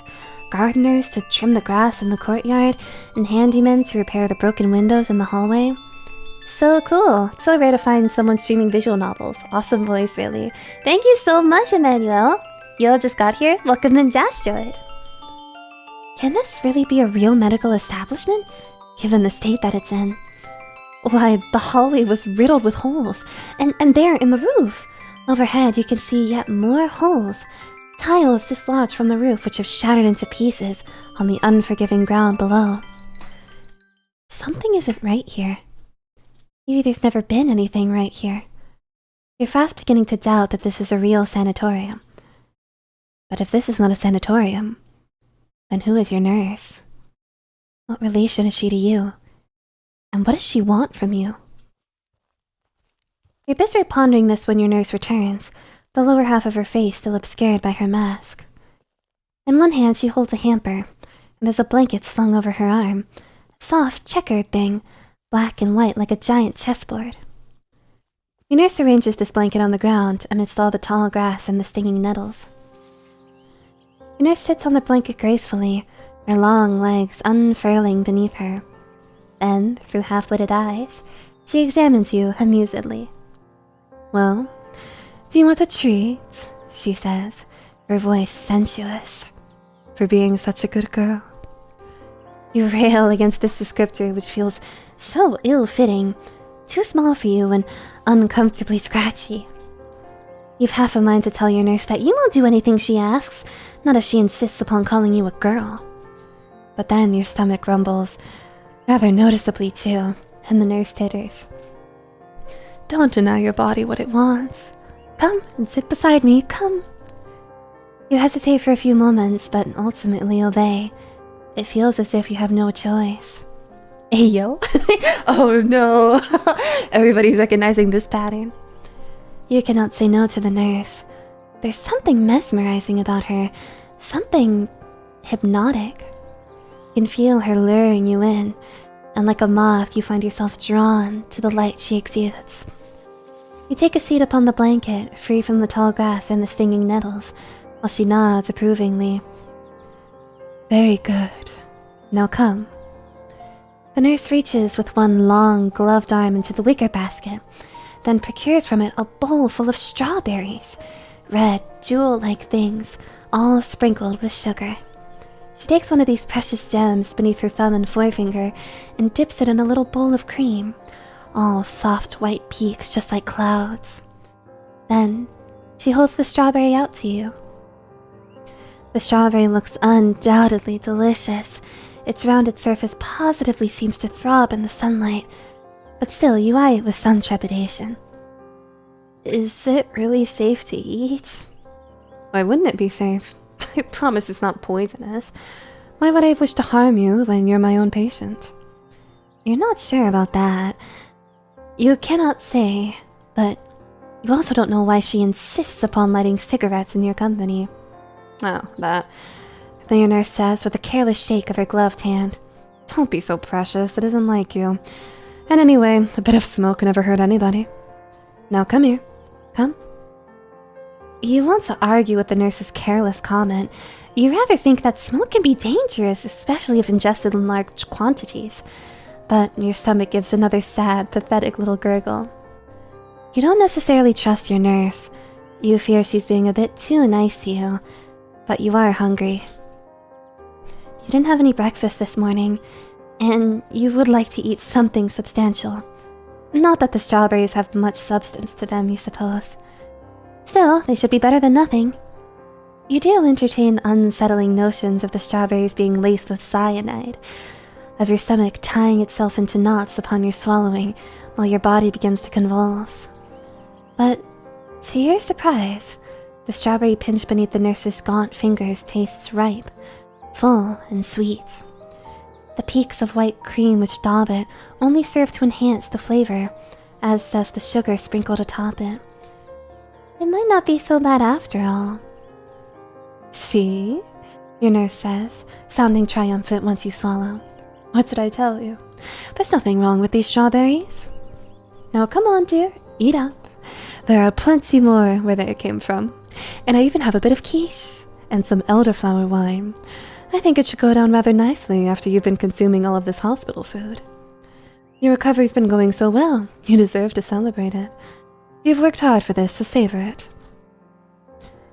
It might very well prove to be one of your last meals here in this institution before you're allowed to leave.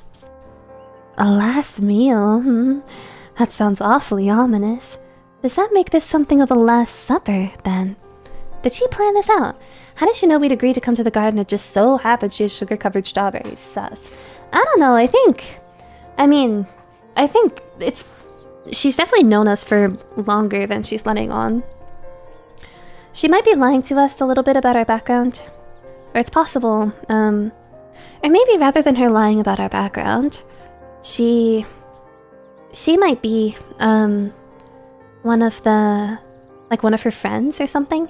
There was some name that, our protagonist, Ezra, brought up, who said, oh yeah, you know, she's, there was a woman around my age, or girl, around my age, and, but she was so, like she's not worth bringing up or anything. Makes me wonder if this is her. I don't remember her name. It's like Justine or something? Yes, I suppose. Now come, eat. You oblige, now that you know that the strawberry wasn't drizzled with something suspect.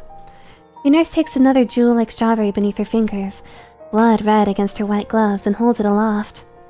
Here you go. Say, ah. You oblige, feeling a touch silly as you do so. A touch self-conscious. The faintest of blushes spreads across your cheeks as you take the strawberry into your mouth. You feel your nurse's gloved fingers brushing against your lips and you shudder from it. There's something almost uncomfortably intimate about her touch. You're unsure why exactly, but it sends a small thrill down your spine, a sudden spike of sensation which should not be there. You have no fond feelings toward your nurse. In fact, you find her rather disagreeable, but it feels hard to hate her when she's being like this.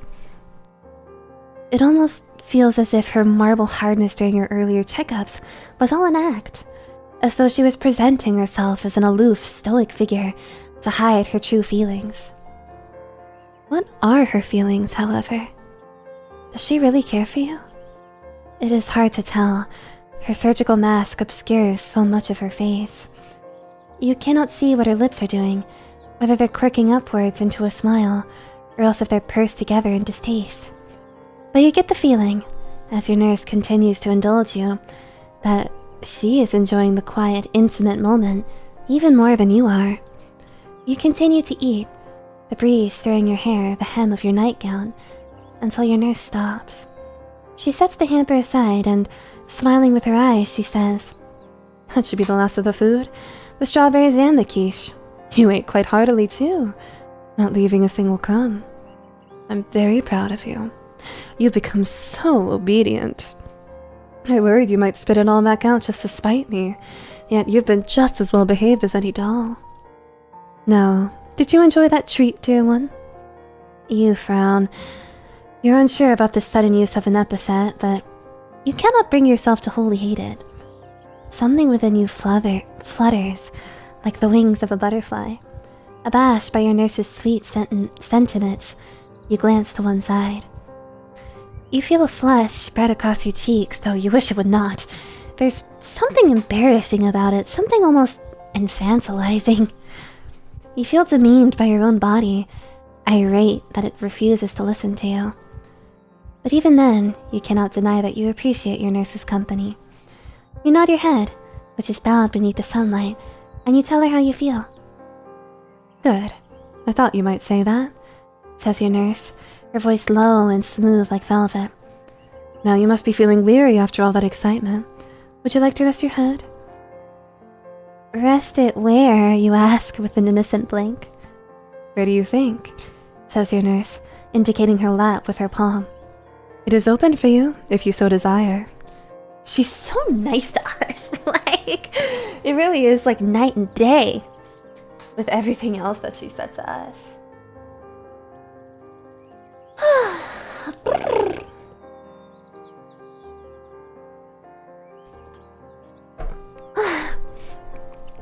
You eye the nurse's lap with some trepidation, as if eyeing a pit full of venomous snakes. When was the last time she was mean exactly? The last time we saw her. Your nurse is very skinny, her body almost eerily devoid of excess fat. She's tall alongside it and alarmingly bony, so she looks like a skeleton. You cannot imagine that her lap would make for all that comfortable of a pillow. The idea isn't very appealing. But your nurse is right. You do feel tired after all of that walking, and you would like to lie down. Your nurse's lap does not seem like the most comfortable pillow, but it is preferable to lying your head down in the nettles at least.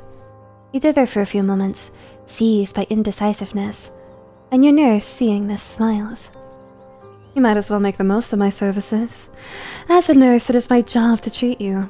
You are my patient, so you ought to make use of me. That is what I'm here for. It is a pleasant piece of sophistry, but it rings hollow when you consider the words the nurse spoke to you already.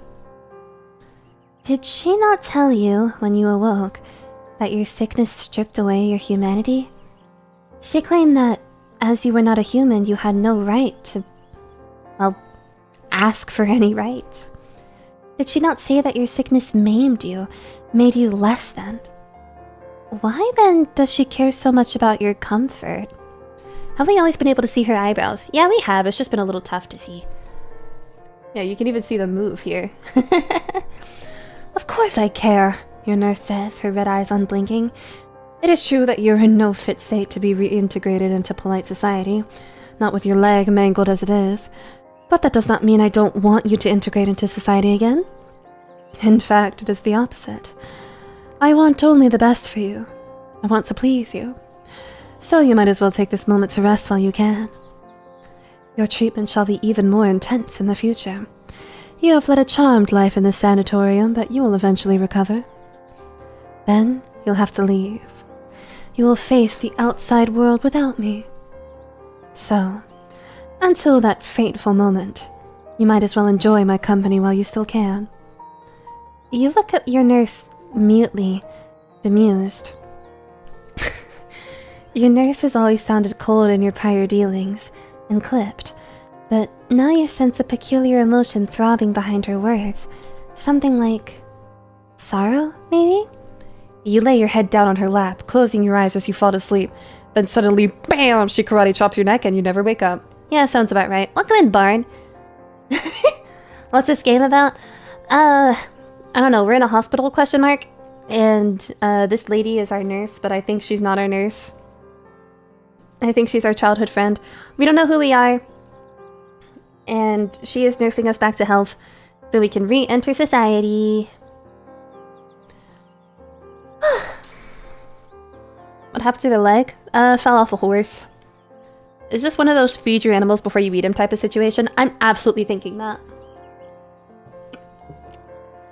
You gotta fatten them up before you kill them. Will she be sorry to see you go? In a sense, I suppose. I'm always sad when any of my patients recover. A nurse becomes redundant, you know, when she has nobody to heal. I derive my worth from the sick people who require my aid. Once you recover, I'll no longer have a purpose. I'll be shunted into the shadows again, like a corkscrew once the last bottle of champagne has been opened. We nurses exist for one purpose and one purpose alone. We exist to make the sick healthy.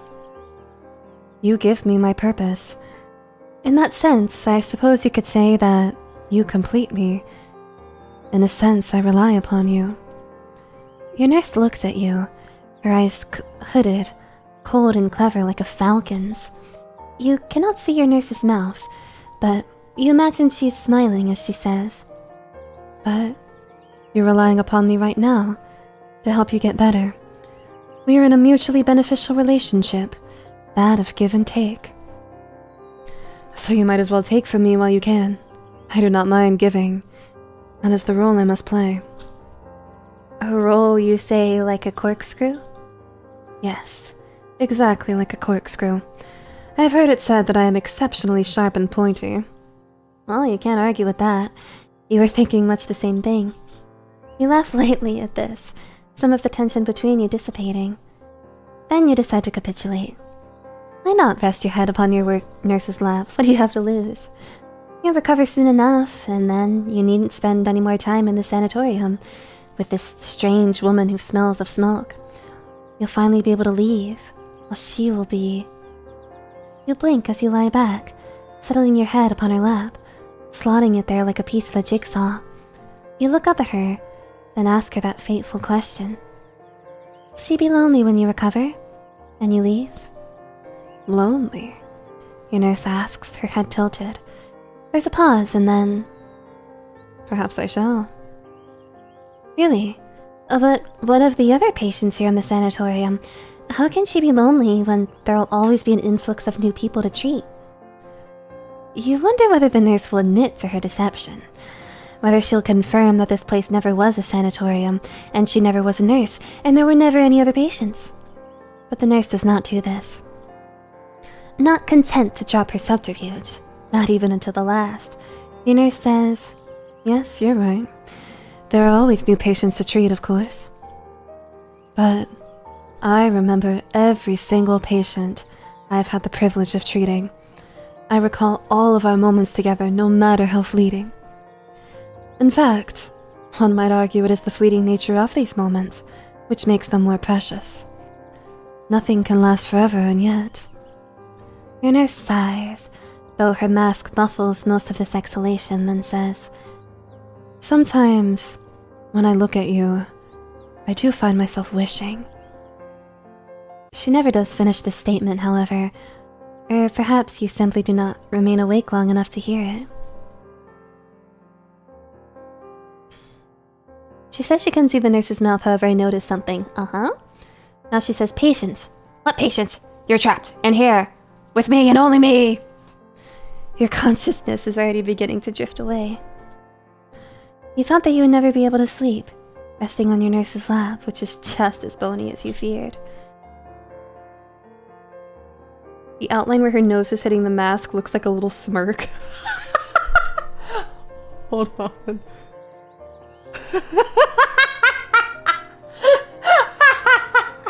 That's an awful image. Oh my god. God, now that I've seen it like that, she looks like a duck. Your nurse's knees seem to jut out beneath her white skirt. They dig into your side like a dentist's drill, so you wince. It is not exactly pleasant, but it's not unpleasant either. It cannot be unpleasant, for your consciousness is already beginning to fade.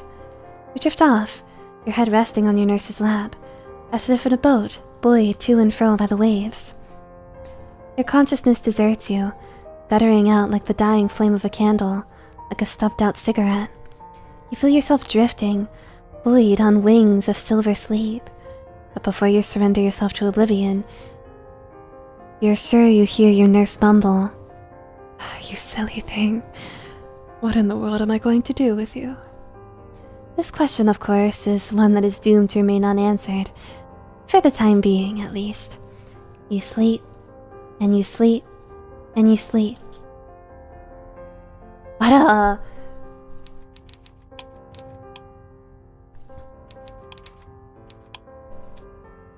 And you do not wake up!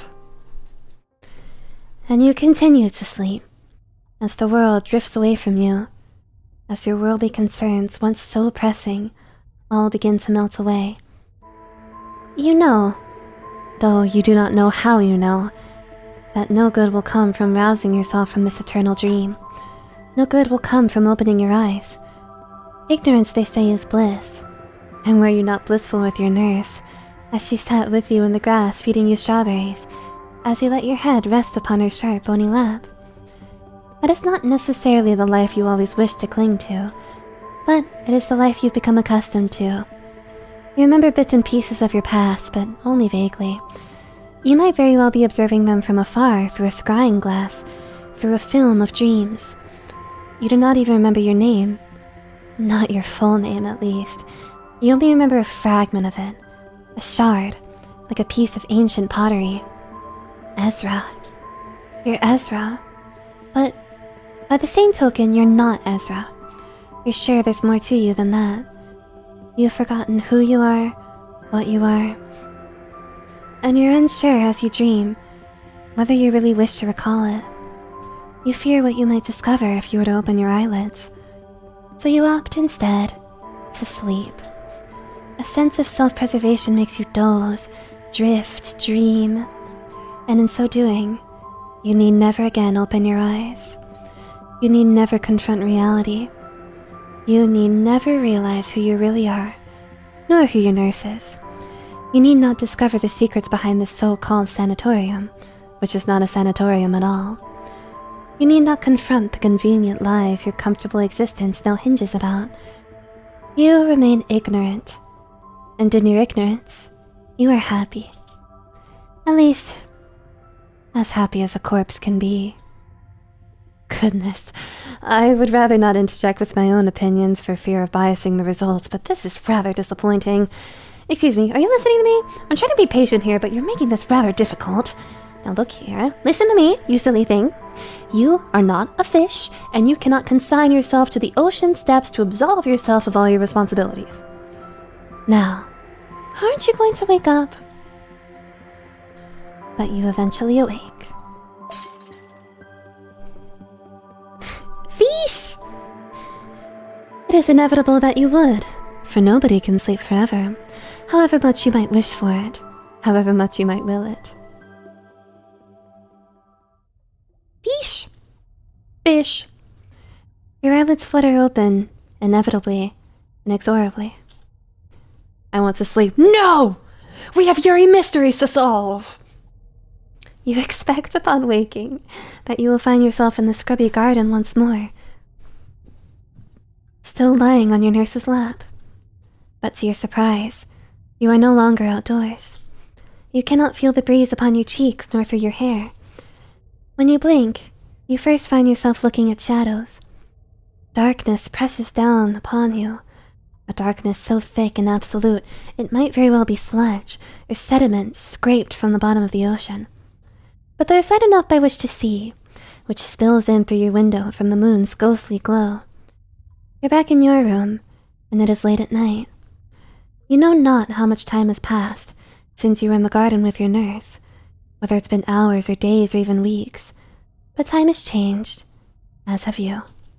You felt light when you were outdoors, basking beneath the sun's rays like a nymph. The worst of your sickness sloughed off you, and fortified by the strawberries and cream your nurse fed you, you felt as if your inevitable recovery was well and truly in your grasp. Now, however, you feel tired. Bone tired, in fact, all the way down to your marrow. You're lying once more on your harsh, iron-backed bed. The bed is too small, like a coffin, and it constrains you. The darkness which surrounds you is oppressive. Thank goodness, you were asleep for hours. I was worried I'd given you a little too much valerian. You slept so deeply like the dead, I really thought you might have passed on. You didn't half give me a fright. And the presence which stands by your bedside, staring down at you from the shadows, is even more so. Your nurse is there as she always is, as she always seems to be during your waking hours, be it daytime or dark. She is not holding a tray in one hand, however, as she often does when she visits you at night. Instead, she is clutching. What is she clutching? It is hard to see what she holds in her slender, bony fingers. For it is obscured in shadows. In her other hand, however, you can see that she's holding a cigarette. That is no surprise, of course, not by this point. Your nurse is always holding a cigarette, though whether she smokes them is another matter. Why, you ask your nurse tiredly, does she always light cigarettes she does not mean to smoke? Who is she trying to impress? I am not trying to impress anybody. I am not a child desperate for approval. I am a grown woman, thank you very much. Then she lights cigarettes slowly for the thrill of watching something burn. Perhaps... Nope, that is not a bad assessment. Perhaps you ought to be the nurse, not I. You are well suited for it, quick-witted. That is one of the reasons why I like you so much. Why, thank you, you tell your nurse. You are very flattered. But what is the meaning of this? What did she mean by valerian? Everything in due course. I will tell you everything. I always do in the end. But first, I ought to offer you a few words of congratulations. Congratulations? Yes, indeed. You've almost made a full recovery, as your turn in the garden ought to indicate.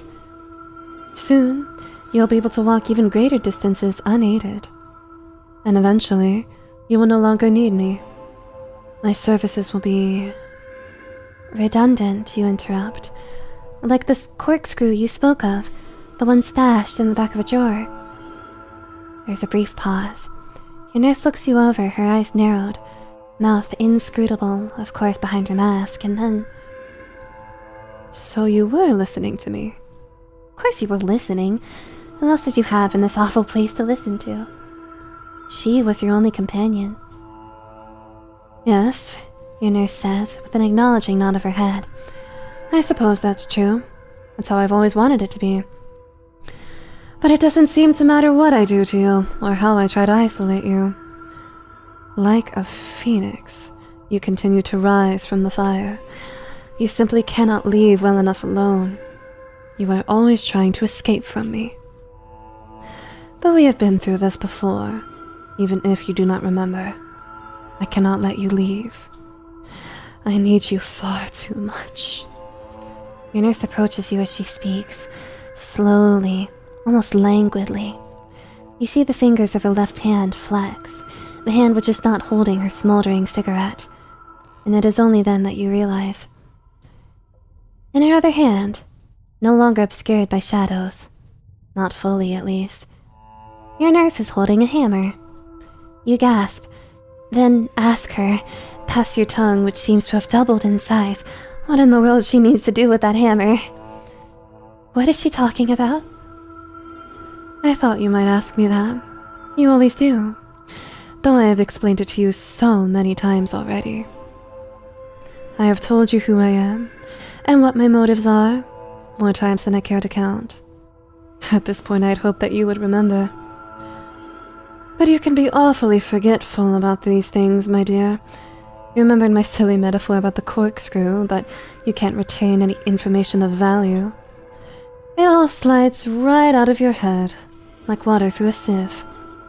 I wonder if that's the Valerian's work too. Or perhaps it's the pain. I imagine it must hurt a lot, having your legs broken so many times. Now would be the 4th? I think? The 5th? I cannot remember. Even I have lost count. Here, your nurse pauses. She looks at you askance, then says, Maybe I'm a hypocrite for scolding you. It seems that I have begun to forget things too. What? You look at the nurse mutely, your heart beginning to throb with fear, your saliva thick and viscous as it catches in your throat. What does she mean? What I said. We have done this song and dance many times before. At this point, it's becoming almost cliché. Part of me wonders, if I break your bones often enough, whether you'll remember me. But the truth never seems to stick. Perhaps I'm not breaking you down thoroughly enough. Perhaps I need to grind your bones down to a fine powder, like broken glass, so you'll never be able to recover from my love for you. I will carve my affection onto your body, for now until eternity. My love is more than strong enough to mutilate a person, especially a helpless young girl like you. You chafe once more at being called a girl, and a helpless girl besides. But you know better than to contradict your nurse. Welcome in, Kier. Interesting time for you to come in. You're wary of the hammer in her hand, and you fear what pain she might inflict with it. What pain she's inflicted already. You swallow. Your saliva tastes oddly, unpleasantly thick in your mouth as your nurse says, But if I were to ruin your lovely legs that excessively, I fear you'd never recover. Then you would never be able to love me. I cannot be too hard with you. You are a lady after all, and I am no brute. All this talk of I don't like being called a girl, is this character trans? I doubt it. I think, I don't know. I feel like if, because Ebby is, like, LGBT friendly, I feel like if this character was trans, it would be a little bit more obvious. I'm taking it more as being called a girl feels a little, infantilizing. Because, you know, a girl is a child. A woman is an adult. And I think that's what's, like, picking, like, yeah, I think it's more being patronizing. Yeah, that's what I'm thinking. It sounds condescending. I do not want to kill you. I just want to claim you. And I will do that as many times as it takes until you no longer try to leave me. What? Once more you utter the single syllable, struck down from the absurdity of it all. What is your nurse talking about? What nonsense is this? You have no idea what she's talking about, but you know it is not safe to stay with her. Not in this small enclosed room, with its walls which stink of cigarette smoke.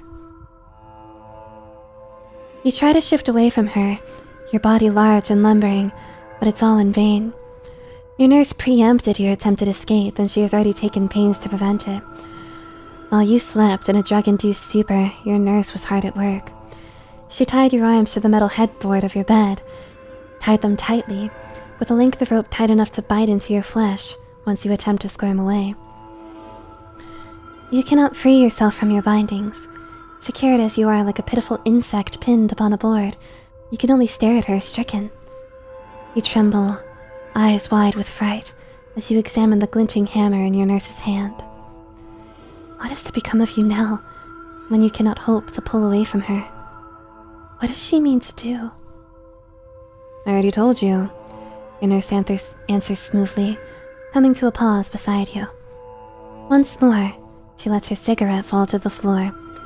Once more, she stamps it out beneath the heel of her boot, sentencing it to a quick, swift death. Then, she presses the cold steel head of the hammer against your burning flesh, against your neck. She tips your chin upwards with the curved end of the hammer, pressing it down against your throat, and says, I'm not doing anything I haven't done before. I will always be your nurse, and you will always be my patient. You cannot leave the sanatorium because I shall not let you. You cannot stop being my patient if you always have a broken bone or two, which needs medical attention. If you remain sick, then I will continue to have a purpose. I can guarantee that purpose. Then you need never leave me. We can always be together. You look up at your nurse with frightened, animal eyes, your pulse humming beneath your soft, supple flesh. You're chilled from tip to toe with fear. It's a cold emotion, colder even than the hammer pressed beneath your chin, which chills your stomach, your intestines, even your bladder. But despite your fear, you're able to tell her you do not think this is the best way to win your affection. Why can she not be with you outside of the sanatorium? It is unlikely you'd have any interest in her now, romantic or otherwise, after she's tied you to your bed and threatened to bash your bones into a fine white powder, but I cannot be with you outside of the sanatorium. I tried that once before, but it didn't work. It isn't possible. Not possible? What does that mean? I mean what I meant the last time we had this conversation, and the time before, and the time before. Your nurse says, her voice feverish. My feelings have never once wavered, not since the day I met you. I love you, Elizabeth. I have loved you ever since I laid eyes on you. But I always knew my love could never be. Ah, so your name is Elizabeth, is it? Ezra was just a fragment, then. Or maybe it was the name you preferred. The name your nurse has given you does not sound quite right. It doesn't suit you. But you can recall people addressing you with this name. Your parents and your scores of cousins and insipid little Justine. It is something to cling to, even though you wish to reject it. Something you can use to connect your present to your past.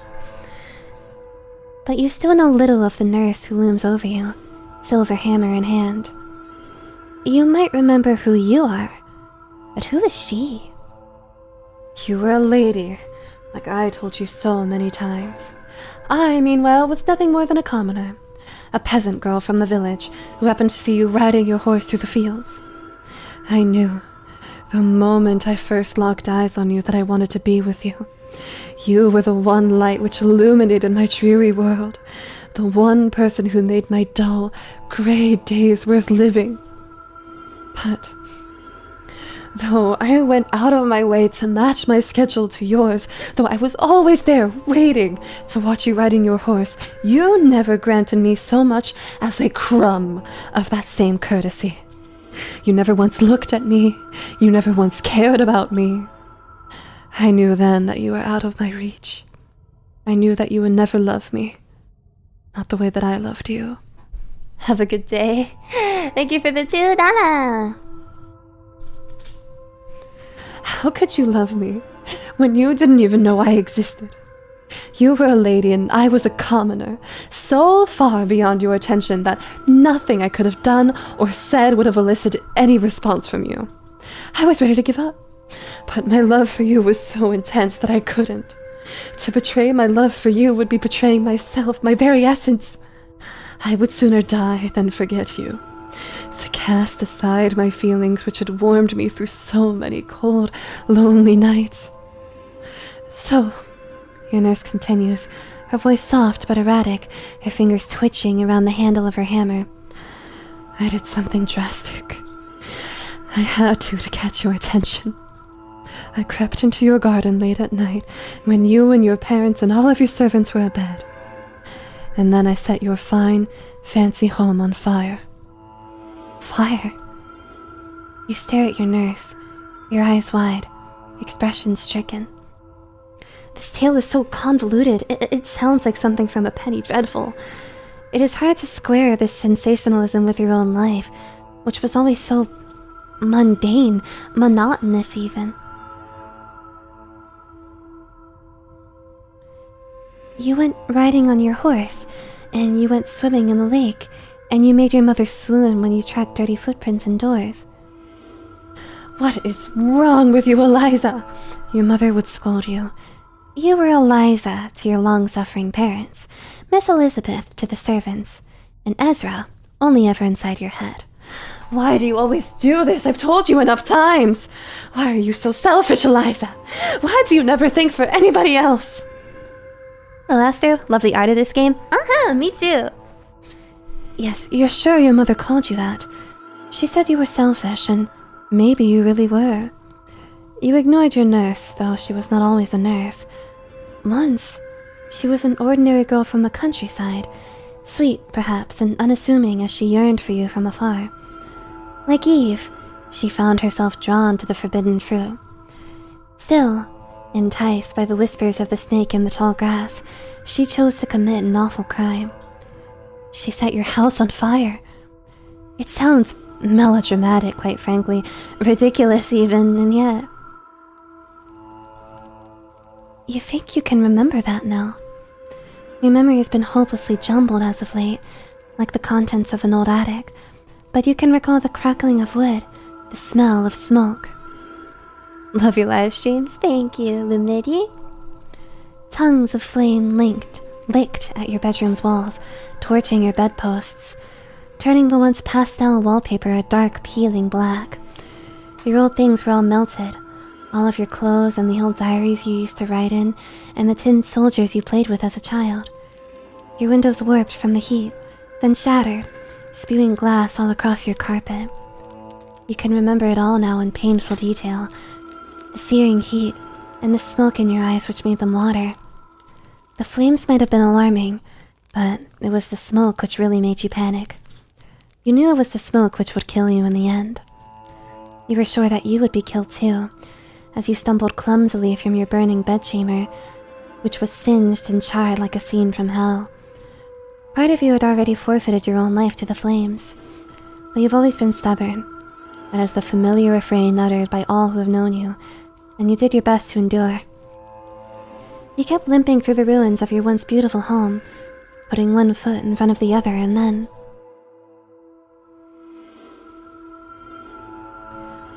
A lot of people died in the fire. Your parents and all of the servants. Your old grandmother too, and her servants who tended her. They all passed away. But you didn't. You tried to get away from the blaze, and you came very close to succeeding. You were able to get all the way down the stairs into the entrance hall when you were incapacitated. Incapacitated? You remember rather a lot from that fateful night now, the smell of smoke being chief among them, of course, but you cannot remember how you actually left the house, or even if you left the house at all. You thought the sanatorium strange, with its singed and warped walls, the perpetual smell of smoke hanging in the air, but what if... A wooden beam fell from the ceiling, your nurse continues. It was dislodged from the flames. It must have damaged the structural integrity of the house, and it landed on top of you. So, I saw that wooden beam slice through the air, and I saw how it hit you. It caught your right leg and crushed it. You were knocked to the ground, immobile, all of the breath driven from you. I think you passed out from the pain. I knew there was no way you could shift that wooden beam yourself, so I came to your aid. I was able to move the wooden beam from your unconscious body, though it took no shortage of effort. I burned my hands in the process, and I inhaled far too much smoke. I fear it may have caused my throat permanent injury. But that seemed a small price to pay for your safety. I was able to rescue you. I dragged you out of that house before it could collapse upon the both of us. And yes, I saved your life. If it were not for me, you would have been burned to a crisp, just like your parents, just like your servants. They're all gone now. Your nurse looks at you archly, her eyes very red, 2 rubies set inside her skull. She observes you coolly, cruelly, as she says, "And you have nobody in the world you can rely on, except me. There is nobody in the world who knows who you are or where you are but me. I am the only person that you can gaze upon. I am the only person who cares about you. I am the only person who can decide who you are, what you must be. I saved your life, which means you are now my property. Your mother died, so I suppose I am the next best thing. Like her, I have been sustaining your life. You would be dead without me, which means you are mine. And now we have this house, or what remains of it, all to ourselves. Everybody believes that you died in the blaze, so nobody will come looking for you. Nobody's going to trouble themselves over a corpse. So I can spend as much time with you as I desire. I can help you, and I can heal you. And when you finally begin to recover, I can shatter your hopes all over again. You cannot leave me, you know, your nurse says, her eyes crinkling in the corners. I have made sure of that. There was nowhere, after all, for you to run to. There was nowhere for you to go. You're at home already, Elizabeth. In a lovely home I made for the two of us. There is no need to ever leave. Nobody will ever love you as much as I do. Ah, so that's it. You'd already had some suspicions, but your nurse's word cinched it. The home that you were dreaming of. The aristocratic home with the red brick walls, fringed with acres of verdant green garden. Doesn't exist. Not anymore. It's been burned to the ground, reduced to ashes and rubble. Your nurse, who is not really a nurse, raised your past to the ground. Then, she tried to build your present upon its carcass. The sanatorium is no sanatorium. It is what remains of your old home, burned and withered and wasted. You have no home to return to. You have no family. You only have the nurse. And it sounds as if you've been relying on her for a very long time. Is that true? Yes, I suppose it is. We've been here for, I don't know, maybe a year now. It is hard for me to say. Time does not seem to pass as it should. Not that I have any need to observe the minutes as they go by. I already have what I want. There's nothing more I desire, so I have no need to think upon tomorrow. I need only today, an endless string of them. And to secure these endless days, does she insist upon saving you over and over again? That's right. I knew you'd understand. It is ingenious, isn't it? Says your nurse. And though you cannot see her mouth, you're sure she's smiling. You awake, and I tend to you, and you recover. Then I break your poor legs anew, stuff you full of valerian, and you forget everything. You awake again, with no memories of who you are, and where you came from. And then the process begins anew? Indeed. It continues like this, on and on, perpetuating itself like an Ouroboros. You know what that is, don't you? The snake, you asked the nurse tiredly, who eats his own tail? That's exactly what I mean. Good girl, your nurse says, her voice soft and low. The snake will continue to eat its tail, for it has no choice. These things will keep on going over and over for all eternity. Like that infinite snake, my love for you is boundless. It will never, ever cease. I have yet to tire of forcing my love upon you, my dear Elizabeth. So, your nurse says, her eyes hardening, I will never let you leave. I can't. That is how much I love you. Whoa! For my favorite streamer / YouTuber, thanks for being awesome. Wow, thank you for the 50, that's crazy. Skyborder Planet, thank you so much. That's very generous of you. Wow, 50. I really appreciate that. Thank you so much. Thank you, thank you, thank you. Wow. I'm feeling generous. Damn, indeed. Oh, Oh, I thought I had free gifts. I guess I used them this month already. Alright, whatever. Anyway, thank you so much. I really appreciate it. I will continue to do my best. Your nurse readjusts her grip on the handle of her hammer as she speaks, her bony fingers about it tightening. She takes a step forwards, and the floorboards creak beneath her in pain's protest. It sounds as though they're crying out in anguish. Perhaps they've seen too much. But your nurse does not slow down. Really enjoy your streams, Esther. Have a good night. Good night. No problem. Just keep being you. Both of you are so sweet. Thank you.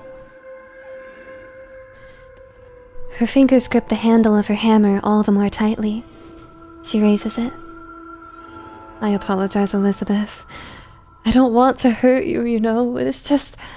I love you so much. I can't help myself. Though I wouldn't expect you to understand.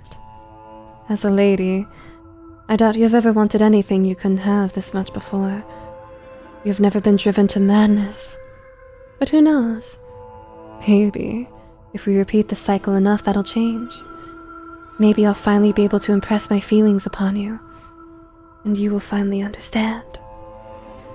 I just hope they don't warp you too much, my beloved Elizabeth. Then, she brings the hammer down. The head of the hammer, hard and immovable, a silver which glistens in the moon's light, strikes your right leg, which has only just begun to heal. It strikes you hard like lightning, without a moment's pause, without a moment's mercy. Pain flares up inside your leg, a pain so sharp and intense like broken glass that you scream from it. You scream until your vocal cords threaten to tear, until they threaten to warp and distort like those of the nurse. It hurts. You knew it would hurt, but it hurts more than you'd ever imagined. And your imagination has always been exceptionally good for a young woman. Though, that is the one thing your nurse was mistaken about. She claimed that, as a lady, you had never wanted for anything, that you had never known what it was like to yearn for something so intensely it split you apart. But she's wrong. You had never wanted to be born as a woman. You were sick of it, actually. The femininity forced onto you, stuffed into your mouth with such a cloying sweetness you feared you'd choke on it. You railed against all of the fancy dresses, the fancy hairstyles, the future of being wedded to a man you did not care for. You'd far rather go riding, or hunting, or swimming, or climbing. You'd always wanted to shape your own future, to be the master of your own destiny. You did not want to be a lady, and you most definitely do not want to be a victim. You do not want to be an eternal patient, confined to a bed with broken limbs which refuse to move. If the nurse knew anything about you as she claims to, she would know that you do not want this, have never wanted this. She would know not to call you Elizabeth, Eliza. Both names are ill-fitting like a pair of trousers too short in the ankle. This is not who you are. That is not how you regard yourself. But you're incapable of telling your nurse this, your savior and your tormentor both. You cannot speak for the pain. It hurts too much. You feel your delicate bones broken so many times, breaking once more beneath the blow of the nurse's hammer. Her love is so intense, you can feel it reshaping your body, reforming it. First, she loved you as a lady. Now she loves you as her patient. She loves you only when she can force you into the mold that she desires. Your love is not as intense and all-encompassing as she might claim. It is highly conditional. But aren't all things in life? Your nurse would not be the only one ignorant of her own true motives. She does not understand your heart. And now, nobody ever will. You're doomed to be your nurse's plaything, from now until the ends of eternity, until your body eventually gives up from the strain of it all, and you pass away. Perhaps you're beginning to hit your limits already. You succumb, bit by bit, to your own inevitable end, to the inevitability not, perhaps, of the grave. Not just yet, at least, but to another cycle of abuse you haven't the strength to endure. But no, this is not a past you wish to recall. This is not a past that you wish to reclaim. Did you not see any other paths available to you as you drifted? Any other lives which might conclude in a more satisfactory manner. Why don't you reach out and see? Quickly now, while you still can. Why don't you see who else you might have been? And what else you might become? Wow. Ebby strikes again.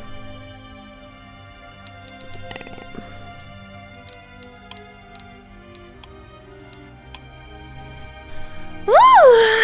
Beautiful. Alright, I'm debating how much more I want to do. So this one was listed as 50k, which is the same length as Lonely.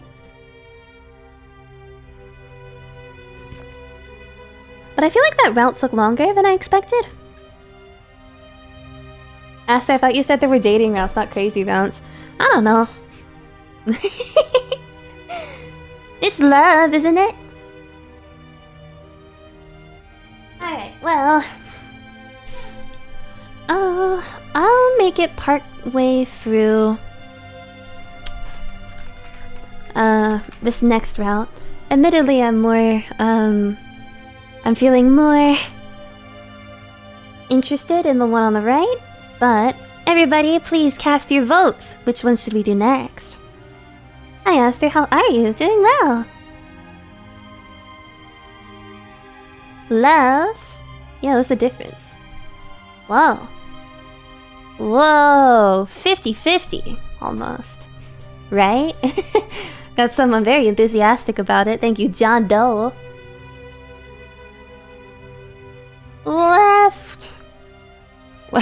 Are we just that scene in, what's it, Polar Express? Left! Right! Didn't see the twist. I don't know, I knew it was coming. It is an ebihime game. Where is the love? Where isn't the love? There was so much of it. Oh man, exactly 50-50. Y'all aren't making this easy. I'm feeling more left, personally.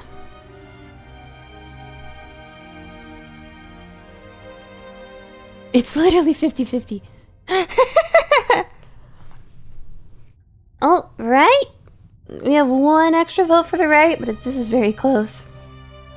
Flip a coin? I mean, I already know which one I want.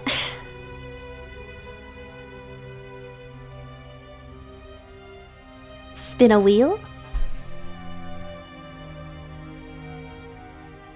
We're 50-50 again. You know what?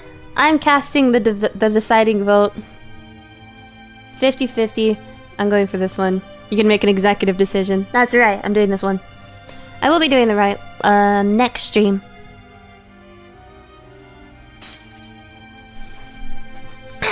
Anyway, I'll do at least part of this route. If I can finish it, that would be cool. The routes aren't that long, so... You continue to drift in the darkness. It submerges you like tar, like oil. There's something oddly reassuring about the darkness. Something soothing. Hey, lady.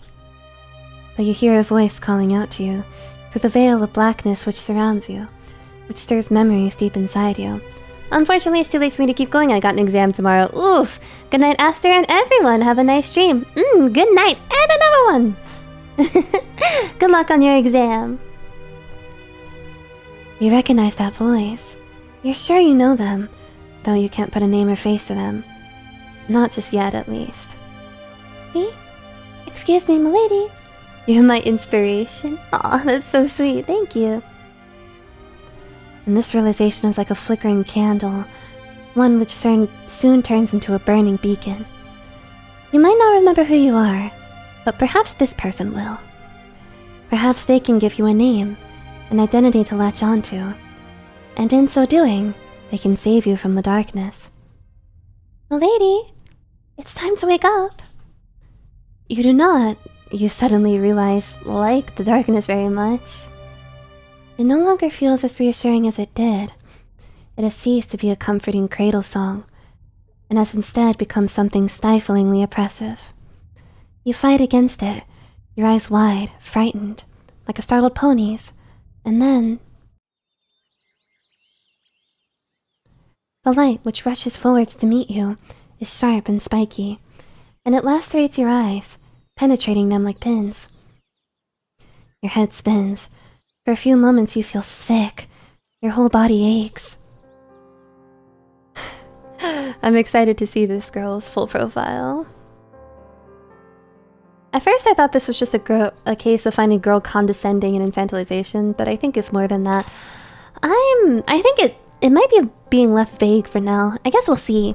I mean, Ezra is also, like, I've heard Ezra used as a guy's name as well, so maybe it's a gender-neutral name, or maybe that is also just, evidence that our protagonist feels more like a man? Oh, my lady, my dear poor lady, are you still feeling ill? Calling it? You're throwing it on? Aiming at that dartboard? But you feel a hand upon the small of your back, massaging you through the fabric of your nightgown. It is a broad, wide palm, flat and reassuring, and fills you with warmth. You exhale, trying to gather your bearings. Slowly you breathe in, and just as slowly you breathe out. You blink, disturbing the gauzy white spots which have begun to drift, jellyfish-like across your vision. Then you glance about. You felt dazed and disoriented upon your waking, but now you have awoken from your deep, dreamless sleep. Something like familiarity begins to settle upon you. You're sitting in a grand 4-poster bed, one with pale blue sheets and pale blue drapes. Your bed is piled high with soft, plush pillows, and your favorite bear is sitting beside you, a large, furry creature you call Percy. Yes, that's right, you remember Percy, and you remember this room, too. You remember the cream walls, the landscapes in their gilt frames, your vanity table, with the circular mirror and the little perfume bottles arranged upon the counter, and your favorite, wide-brimmed sun hat with a length of satin ribbon tied about it.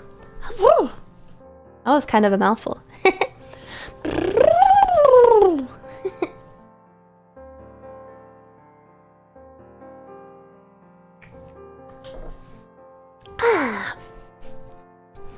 You remember where you are, and perhaps more importantly, you remember who you are. You're a young lady of some renown, whose family possesses a considerable fortune. Well, of course you're a young lady. There's something else you could be, really, awaking in a fine room like this. You're a lady. Not quite a princess, but definitely not a pauper. And the woman sitting beside you... Oh... Let me look at this lady. Oh, she looks polite. I do. I do appreciate the apron only being kind of underbust. Pretty. Are you alright, milady? Is your head still causing you pain? I'm here, you know, if you need me for anything. And I brought your breakfast up too. Perhaps that might help? She is your maid. Her hair is dark, and it is tied back in a sensible braid. Her eyes, meanwhile, are dark, large and liquid, and lined with long, doll-like lashes. A small smile plays about your maid's face, almost motherly, as she says, "Would you care for a cup of tea?" You blink, still a little groggy. You've come to your senses, more or less. What in the world were you dreaming about? You can't quite remember, but you're sure it was disturbing. But you still feel somewhat disoriented. You know your maid as well as you know the backs of your own hands, your ashen face which reflects back at you in your mirror. You've been close for many years, ever since you were children. She's been working here from the tender age of 12, when she first started as a scullery maid. You were 4 years your maid's junior, and you can recall coming across her in the corridors when you were a little girl, catching her eye in the garden while she was engaged in hanging up the laundry, so she began to giggle. You liked the look of your maid, with her brown hair and her bright, easy smiles, and you knew from the first that you wanted her. You wanted to make her yours, and so you did. When you were a little older old enough to require a lady's maid rather than a nurse. You asked your parents if they would let you make your maid officially yours. You had never asked your parents for anything before. They had drummed it into your head that you had to be a good girl, demure and mealy-mouthed and virtuous. If you want to be mine, you have to be obedient. You cannot... I'm thinking about that right now. They told you not to want things. Not in a deep, emotional sense, at least. Ladies can be as selfish and avaricious and capricious as they please. They can lust after beautiful dresses and beautiful jewels and finely furnished homes, but other people? That is one thing ladies cannot desire. Ladies cannot be seen to yearn. To yearn is to be weak, and your parents have always been so strong, so self-sure. You feared that your parents would castigate you for wanting the maid so, for wanting to make her yours. But to your surprise, your parents did not scold you for your impetuous request. You thought that your desire would be obvious, stamped across your face, but your parents did not seem to see it that way. They, with their dark and unfeeling eyes, did not see your maid as being so very dissimilar from a beautiful dress, or from a beautiful brooch. They thought of her not as their own person, but as an object, something which could be bartered and traded. They did not imagine that you asked for your maid's exclusive attention because you yearned for her, but because you simply selfishly wanted her, which are two very different things. Your parents could not fathom how much you cared for your maid, how much you care for her still. Now, she is your everything. She's not just your lady's maid, though that is her official title. She is your best friend, your closest confidant, the one you love more than anybody in the world. It would not be an exaggeration to say that you adore her. You love her as intimately as it is possible for a woman to love another woman, perhaps even more intimately than is thought strictly possible. You might be the lady, she your maid, but sometimes... My lady, are you alright? Sometimes, when you look at her, you wonder whether she is not the one holding all of the cards after all. Did she catch your eye on purpose, all of those years ago, so that you might pick her out from the rest, so that you would elevate her from her position as a mere scullery maid? Was this all pre-planned? Have you been dancing all of this time in the palm of her hand? There are many things that you wonder, your past distorting like a kaleidoscope. But... are you still feverish? Your face does look rather flushed. Perhaps you aren't in the mood for tea right now? So far I'm liking this dynamic more than the other one. I'm debating, right? So... I think... I'm trying to ascertain how much of our protagonist's desire, if she is Elizabeth. I need another Rouse confirmation to be sure. But, I guess I should say Ezra. But, I'm trying to ascertain exactly how much of this is, like, innocent? I don't know. I'm listening to this and I'm getting a little, like, apprehensive, I guess. Especially seeing, like, all of this, you know, all of these mentions of, like, oh, you know, you can make them yours and stuff like that. And I appreciate that she doesn't seem to want to bash my bones or poke with a syringe. I do wonder if, this maid actually just doesn't like the protagonist very much. I definitely think that, I mean, this is marketed as a yandere yuri game, which means that, you know, she's probably going to do something awful to us in the end as well. I don't know if it'll be, like, breaking bones level bad, but she'll probably kill us. Whee!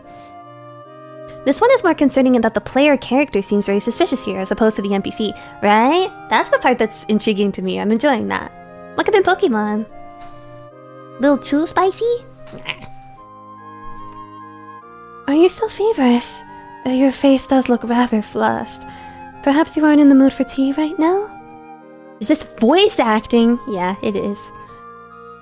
But no, you tell yourself firmly you're being silly. You're certain that your maid has no ulterior motives. And even if she does, why does it matter? It doesn't change how much you care for her. And it does not change that she remains your only ally. She's the only one in this miserable pile you call a home who smiles at you. She is your dearest friend, and you do not want to make her worry. She's done nothing to deserve it. You smile at your maid and tell her that you had a bad dream. You do not feel like yourself, but a nice cup of tea might help. But of course, I've already prepared the tea for you, my lady. I think it ought to cool down plenty, but just in case. Your maid plucks a delicate teacup from its saucer, which was resting on a tray, then brings it to her lips. Softly, she blows upon it, the meniscus of the tea rippling from her warm breath. There's something sensual about the way she blows upon your tea. Oh wait, so it's not... It's more like... Nope, I'm still whistling. Something which makes your stomach flutter. But the moment soon passes. Your maid hands your cup of tea to you with a light and lilting, "Careful now, it's cooled a little, but it's still hot enough. I wouldn't want you scalding yourself." You thank your maid for her thoughtfulness and bring the teacup to your own lips. You do not need to blow upon the tea within yourself, not when your maid has completed this ritual on your behalf. The tea is not hot in any case. It is slightly warmer than lukewarm, but holding the teacup does not make your fingers tingle. Yeah, see, this is what's getting to me, right? Like this woman is so... I wonder if she just has like a warped perception of love.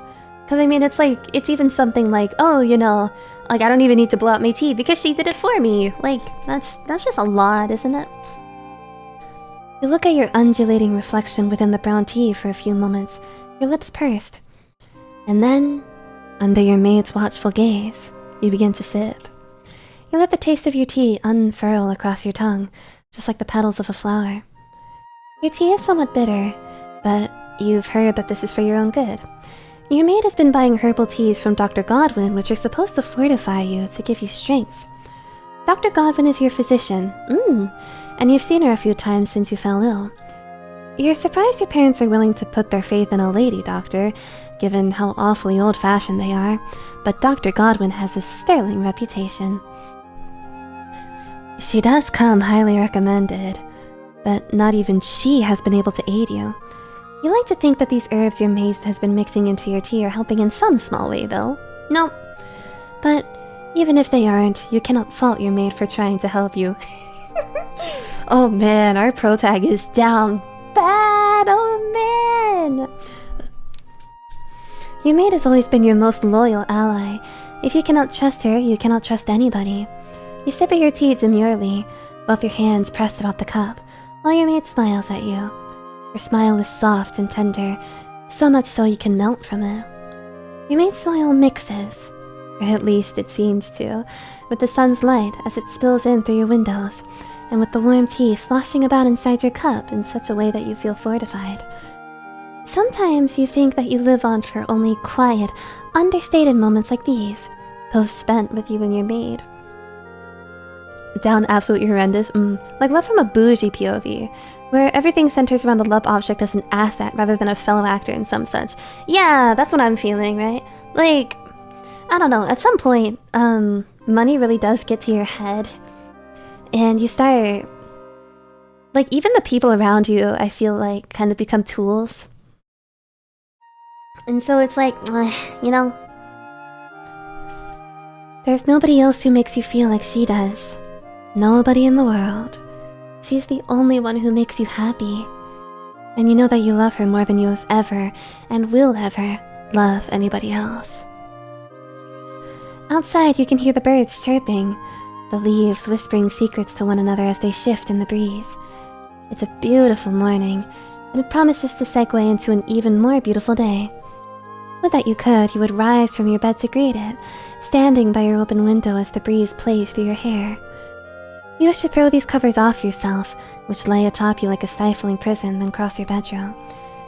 You've always been a delicate girl with a dainty build, yet you should be able to manage walking a handful of steps. It should not be any great ordeal, and yet... Oh, you poor thing, your maid says, in a gentle voice which makes you feel small and insignificant, like some sort of pet. You still can't move, can you? Your maid is right about that. For the last fortnight, you've been assailed by a most curious illness. The illness leaves you feeling weak and lethargic, so much so you struggle simply to sit up in bed. You've always relied upon your maid to aid you, and you've been relying on her more than ever recently, after this illness has more or less incapacitated you. You find it hard to do much more than breathe, but at least your maid is sympathetic to your plight. She tuts, then says, I know you've not been feeling well lately, but it's all right. I'm here for you, my lady, and I'm not going to go anywhere, I promise. You can rely on me. It's my job to look after you, and I mean to do that until the bitter end. That is probably what she means to say. Is your illness so advanced that she can see the Reaper looming over you, scythe-drawn? But she evidently decides this is too grim a topic to discuss, not this early in the morning. Your maid forces a smile instead, then says, Well, never mind that. I'll be here, like I said, so try not to fuss. You've no need to be lonely. Now, shall I help you dress? I know you mightn't be able to move far from your bedroom, but that's no excuse for slovenliness. Let's get you looking presentable. As your maid, it's my job to care for you. Your maid exclaims, as if this has only just occurred to her. And I need to brush your hair, too. It's so lovely and long, it would be a shame to leave it so tangled. I don't know what you were dreaming of last night, milady. Were you being stalked through the woods by some sort of monster? But you really were writhing a lot. You rocked up your covers, and your hair is an awful mess. Man, this is just end of an obsession callback, lonely callback. Bitter tea that she continues to serve, and it makes you rely on the maid. Oh yeah, I'm thinking the same thing. This maid is making the protagonist rely on her. So yeah, they're both kind of manipulating each other, which is interesting. You let your maid guide you to your wardrobe. Or to be more precise, you lean on your maid as she hauls you to your wardrobe. That's, poison, but also, I do wonder if there's a bit of, kind of manipulation to make the protagonist more obedient. We saw this, we saw the hairbrushing imagery in The End of an Obsession, in which, you brush hair to get knots out and make it easier to brush. You are not so very weak that you cannot stand on your own 2 feet, but you are weak enough that you cannot stand on your own 2 feet for long before toppling. You find it hard, too, to walk. You can only manage to shuffle, dragging your bare heels across the floor, but your maid seems pleased with your pitiful progress nonetheless. Very good, milady. You're doing much, much better than yesterday. Does your maid really think that you do not feel any better? If anything, you feel even worse. Oh yes, I'm sure of it. You're definitely on the mend. I could see it in your face. Your cheeks are starting to get their apples again, and you no longer look so pained. You need only wait a little longer, and I'm sure you'll be back to your usual self once more. Then you can leave your wretched bedroom, and you might be able to take a turn in the garden once more. Doesn't that sound nice? Your maid keeps up a steady series of chatter as she strips you of your nightgown and dresses you anew, attiring you in a rich green gown, the color of grass and apples. Newly attired, your maid then steers you towards your vanity, where she might brush out your hair, slowly and methodically removing all the knots which snarl and snare against the brush's bristles. The garden! You sit there demurely, feeling rather like an oversized doll, a bloodless being made of porcelain. Ever since your sickness, your maid has been treating you like something to be cosseted? I'm not sure how to say that. A beautiful object of peerless value, but is at risk of losing its worth with every bump or bruise. She treats you incredibly gently, but part of you wonder whether she is not being too gentle. Is she being too deferential? You feel the gulf in your social status more keenly than ever when she fusses over you like this, when she fastens your buttons and ties your ribbons and runs that brush through your hair. You almost wish that she wouldn't bother so much, that she didn't care so much. And if your maid did not care, who else would be left to worry about you? Your parents have not been to see you since you fell ill. They do not seem to care tuppence about you, but your marriage negotiations are continuing unimpeded as if nothing has occurred. Your maid tells you as much as she brushes your hair, pausing to tease out a particularly stubborn knot near the right side of your scalp. You feel the bristles of the brush against the top of your ear and you shudder from it. Your maid seems not to notice as you tremble. She is too entrenched in her tale. She clicks her tongue and says, I can hardly believe your parents did not send Lord Worthing home already. He's been here for well over a fortnight, and for what cause? You are sick. I thought your parents might send that odious lord home for at least a brief spell so that you might recuperate. But I suppose that would be asking for too much. Is she poisoning us also because she wants to keep us to herself, I wonder? They refuse to give you any peace, you poor thing. While you languish up here in your bedroom, they are still talking of your dowry. Your mother just can't help herself, and neither can Lord Worthing. They might fancy themselves as being elegant and refined, but I see nothing to commend in them myself. They wear the fine suits and fancy dresses, they spray themselves in lavish perfumes, but all of this artifice cannot hope to disguise what they truly are. They are nothing, your maid continues, her grip tightening about the handle of your hairbrush. More than beasts. Beasts, you ask, and then you wince. Your maid is sticking the brush through your hair with no small amount of force, and it is starting to hurt. What does she mean by that? Well, what else am I to call them? They are trying to divide you up, milady, into pieces. They sink their teeth into you, and they rip and they gouge, and they mean to tear you asunder. Your mother is the worst offender. She's been determined to marry you off ever since you were a baby. But your father isn't much better. When they look at you, they don't see their own flesh and blood. A daughter they must protect, whom they have a duty of care towards. Instead, they see you as a bartering piece. They want to distribute you like an asset, to sell you off to the highest bidder, so that they might increase their own social standings.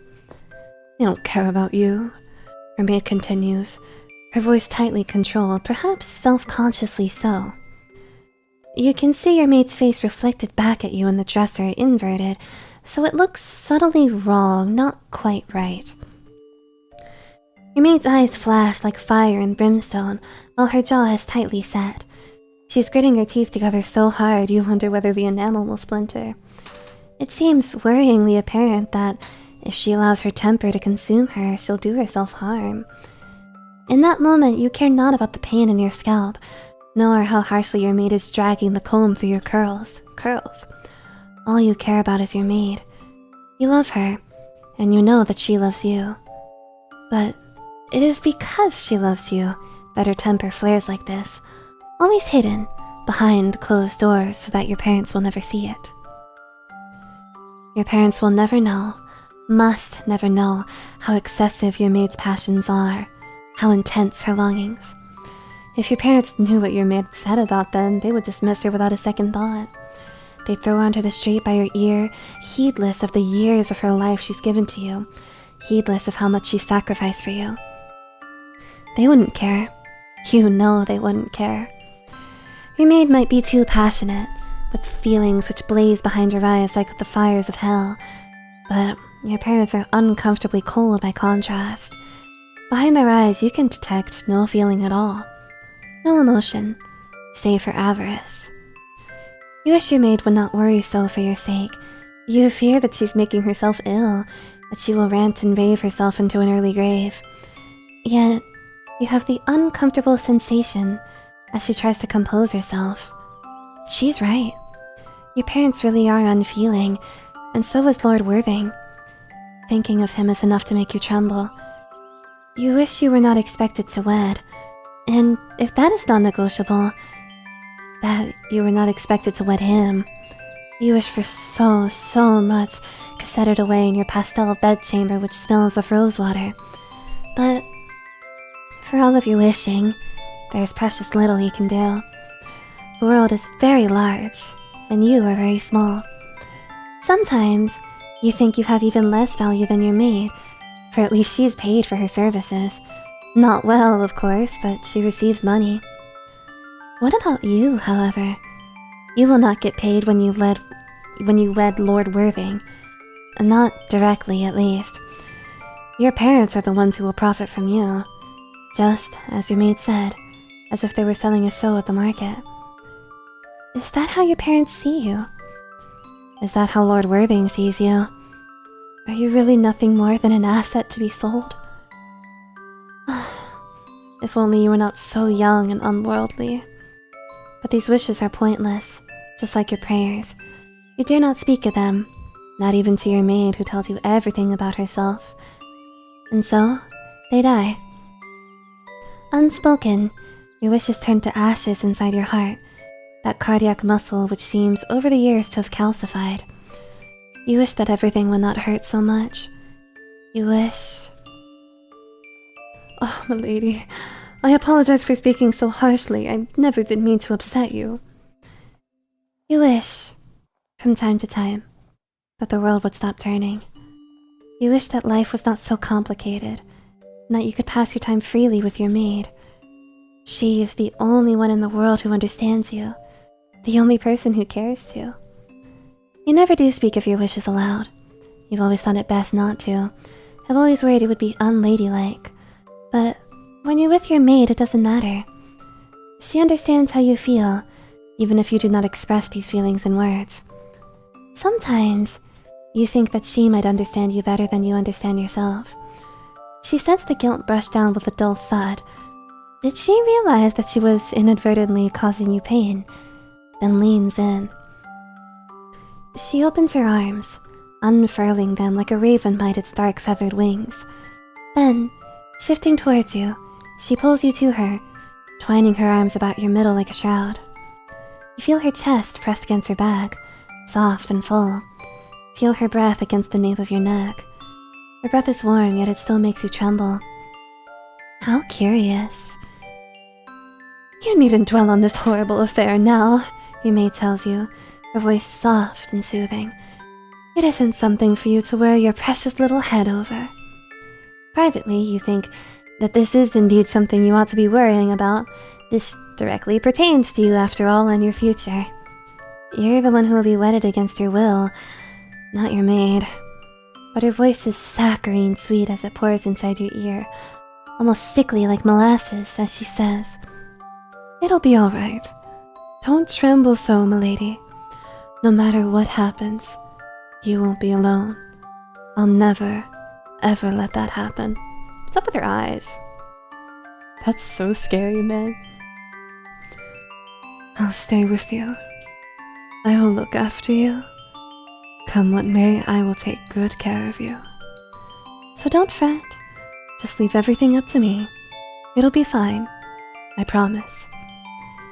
Your maid leads in a little closer. You feel the fullness of her breasts against your back. Feel the warmth of her body. And then, there's the soft brush of her digits. Her fingertips part your hair, which falls down your neck, about your shoulders. She brushes your curls to one side to better expose your nape. Then, she dips her head and presses her lips to your neck in a tender kiss. You hold your maid's words inside your heart as the hours elapse, as the sun in the sky, once so round and full and yellow, slowly begins to sink beneath the horizon. Your maid keeps you company in your bedroom for most of the day, as she often does, as she has for the last fortnight, ever since you fell ill. Whenever you find yourself fretting, thinking of your future, you remind yourself of your maid's earlier words. She said there was no need to fret. She told you to leave everything to her. She promised that everything would be all right, and you have no reason to disbelieve her. Your maid has never lied to you before, after all. Why would she begin now? You turn your thoughts away from your parents, and from Lord Worthing, and from your impending wedding, and you focus on the simpler things in life. The light, irreverent, frothy things, sweet and silken like the cream in your coffee.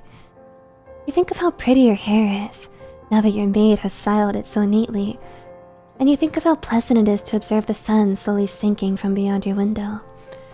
You think of how you love it when your maid smiles, and how you love it all the more when she laughs. And you think on how she almost certainly let you win that game of whist, though perhaps you oughtn't comment upon it. She is your maid, after all. It is her job to make you happy. If she lets you win in card games, she's only doing her job. Though this does rankle. You cannot help but wonder, as you fan your aces and your queens and your kings across silken sheets, whether your maid would be so content to lose to you, were you of a similar social status.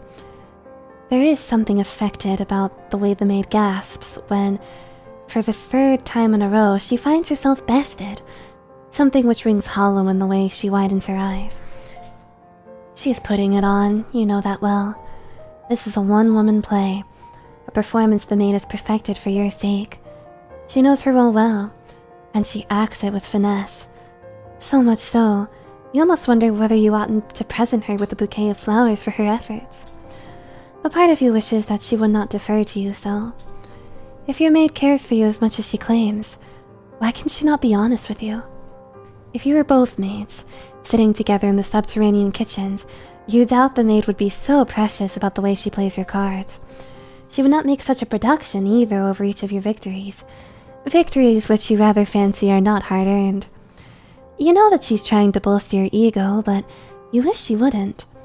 It creates a curious distance between the pair of you, a distance which itches, like a parade of ants across your skin. Enough, you want to tell her, is enough. If you really are my friend, why don't you act like it? Why can't you let me lose for once? We both know you're better at card games than I am. You're much more cunning. What is the point in all of this deception? I thought that you, at least, could be honest with me. You long to tell her this and more, but the words, as always, do not come. Like mercury, trapped inside a glass thermometer, your words cannot escape. They have nowhere to go. You swallow them instead, and you smile at your maid. You wish her better luck next time as she loses for the third time in a row, though you know that she lost on purpose. She did it to make you happy, yet her losses only make you feel the distance between you and her so keenly.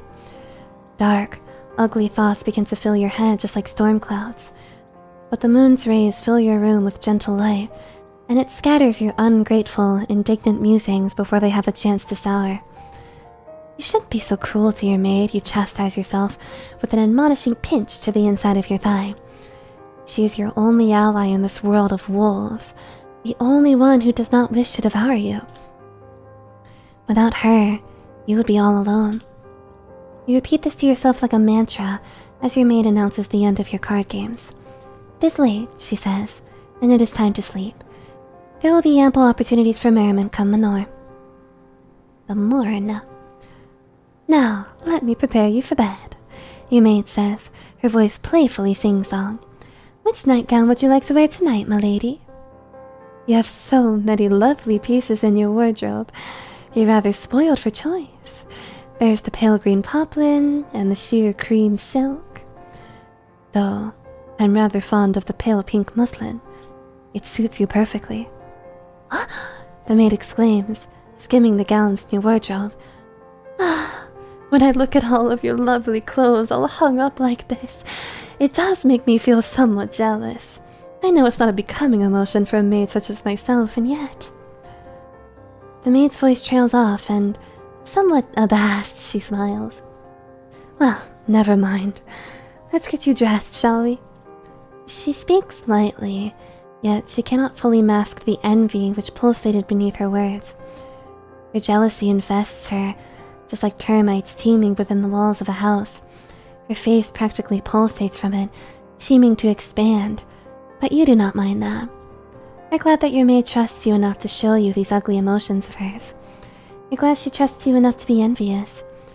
It's almost enough to make up for all of the games of whist which she willingly loses. Is it whist?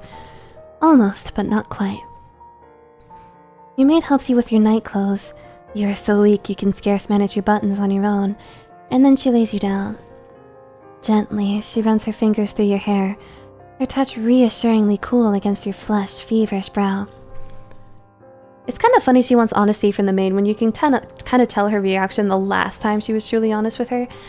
That's a good point. Like, at one point maybe, like, I don't know, given this maid's disposition, and how she tends to expose a lot of her negative thoughts to the princess. I wonder why, I do wonder why, like, not letting, or like letting her win at cards is something that she'll do, but like all of these other things where it's like, oh, you're being used as a bargaining chip, or oh, you have such a lovely wardrobe, I'm so jealous. Like, I do wonder if all of this honestly is just to kind of manipulate the protagonist into just only seeing her. Where it's like, oh, you know, I have someone to tell me that, like, I'm so great because I have all of these things. Someone who's jealous of what I have.